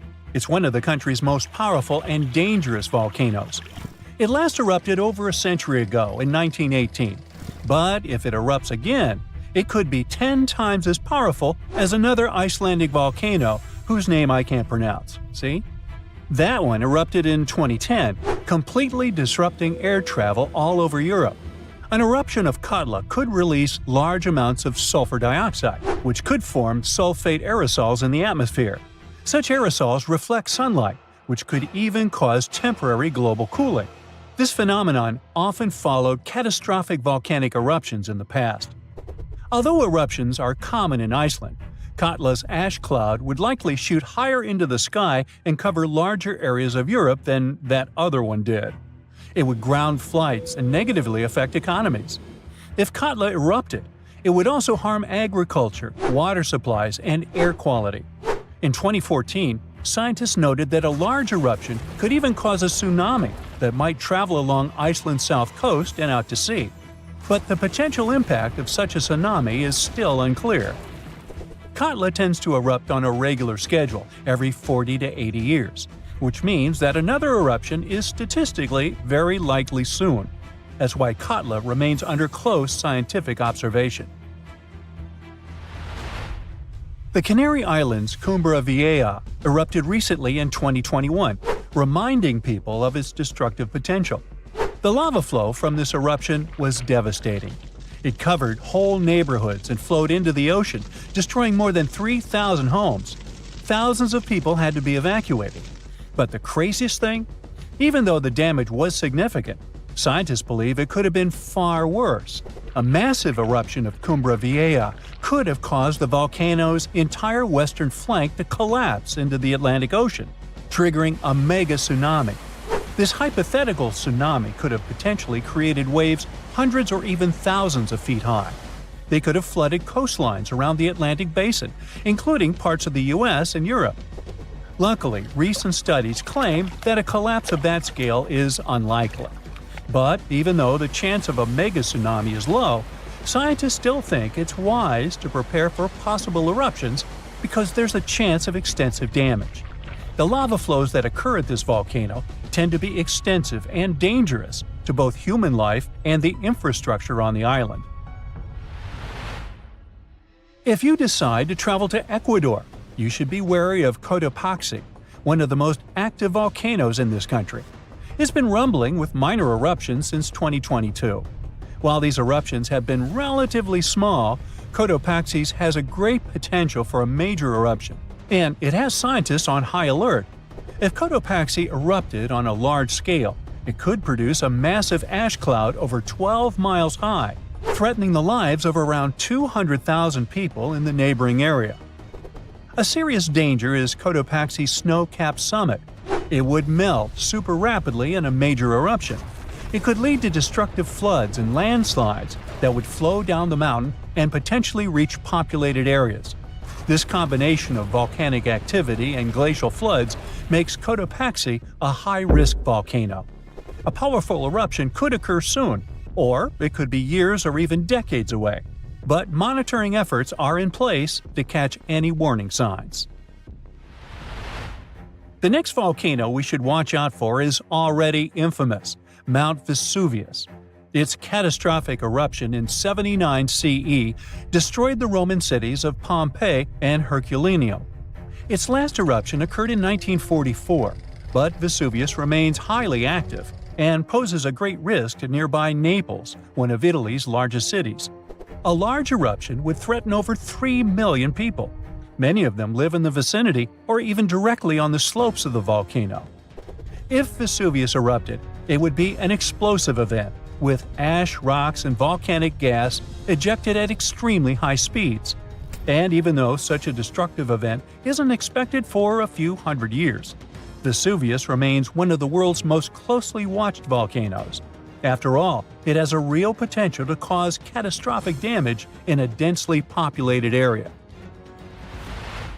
Then we have Popocatépetl, often called El Popo. It's one of North America's tallest active volcanoes, which lies about 40 miles from Mexico City. Exactly this proximity to a metropolitan area with a population of 22 million people makes Popocatépetl especially hazardous. A large eruption could send a massive ash cloud over Mexico City, causing widespread disruptions. Ash could clog the city's drainage systems, contaminate water supplies, and even cause power outages by short-circuiting electrical systems. Plus, lahars could rush down the volcano, reaching nearby towns. Popocatépetl has been showing near-constant seismic activity since the early 2000s, and smaller eruptions are pretty common here. In early 2024, there were 13 recorded minor eruptions, which alarmed nearby towns. At the same time, volcanologists consider such eruptions normal for Popocatépetl. While talking about super dangerous volcanoes, we can't skip Yellowstone National Park. It houses one of the world's largest supervolcanoes.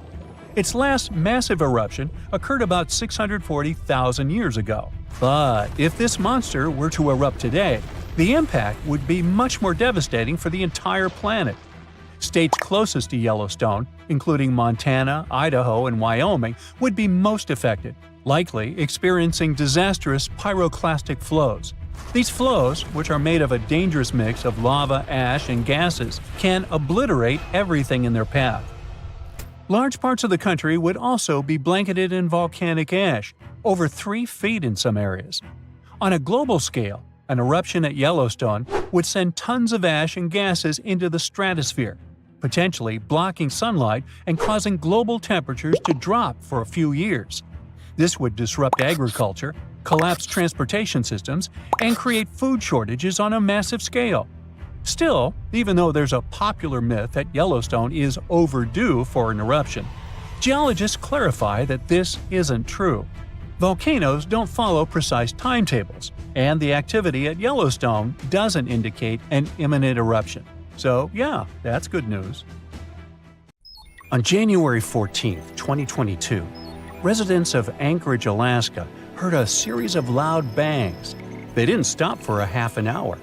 As they found later, the source of the bangs was almost 6,000 miles away in the Tongan archipelago in the southern Pacific Ocean.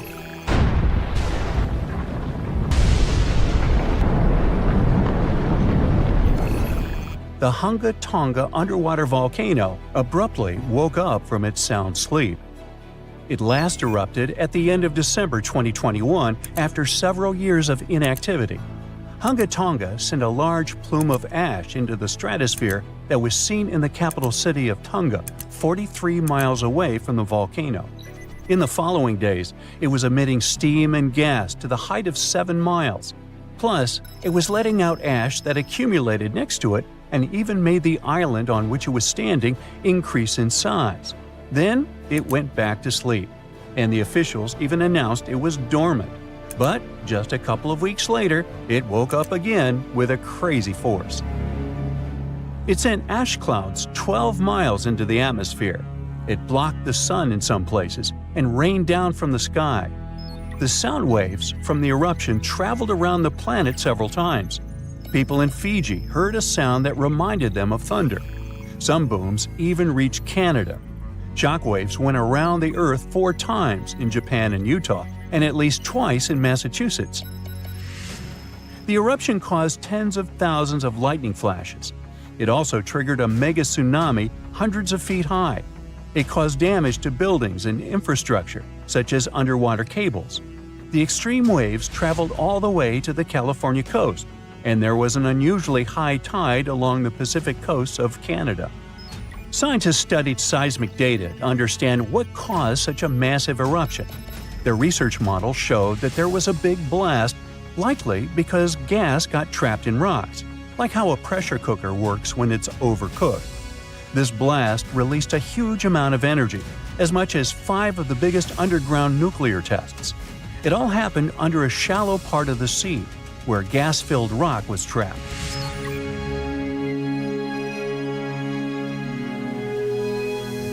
Now, normally when a volcano erupts, the fumes cause a temporary cooling effect on the Earth's surface.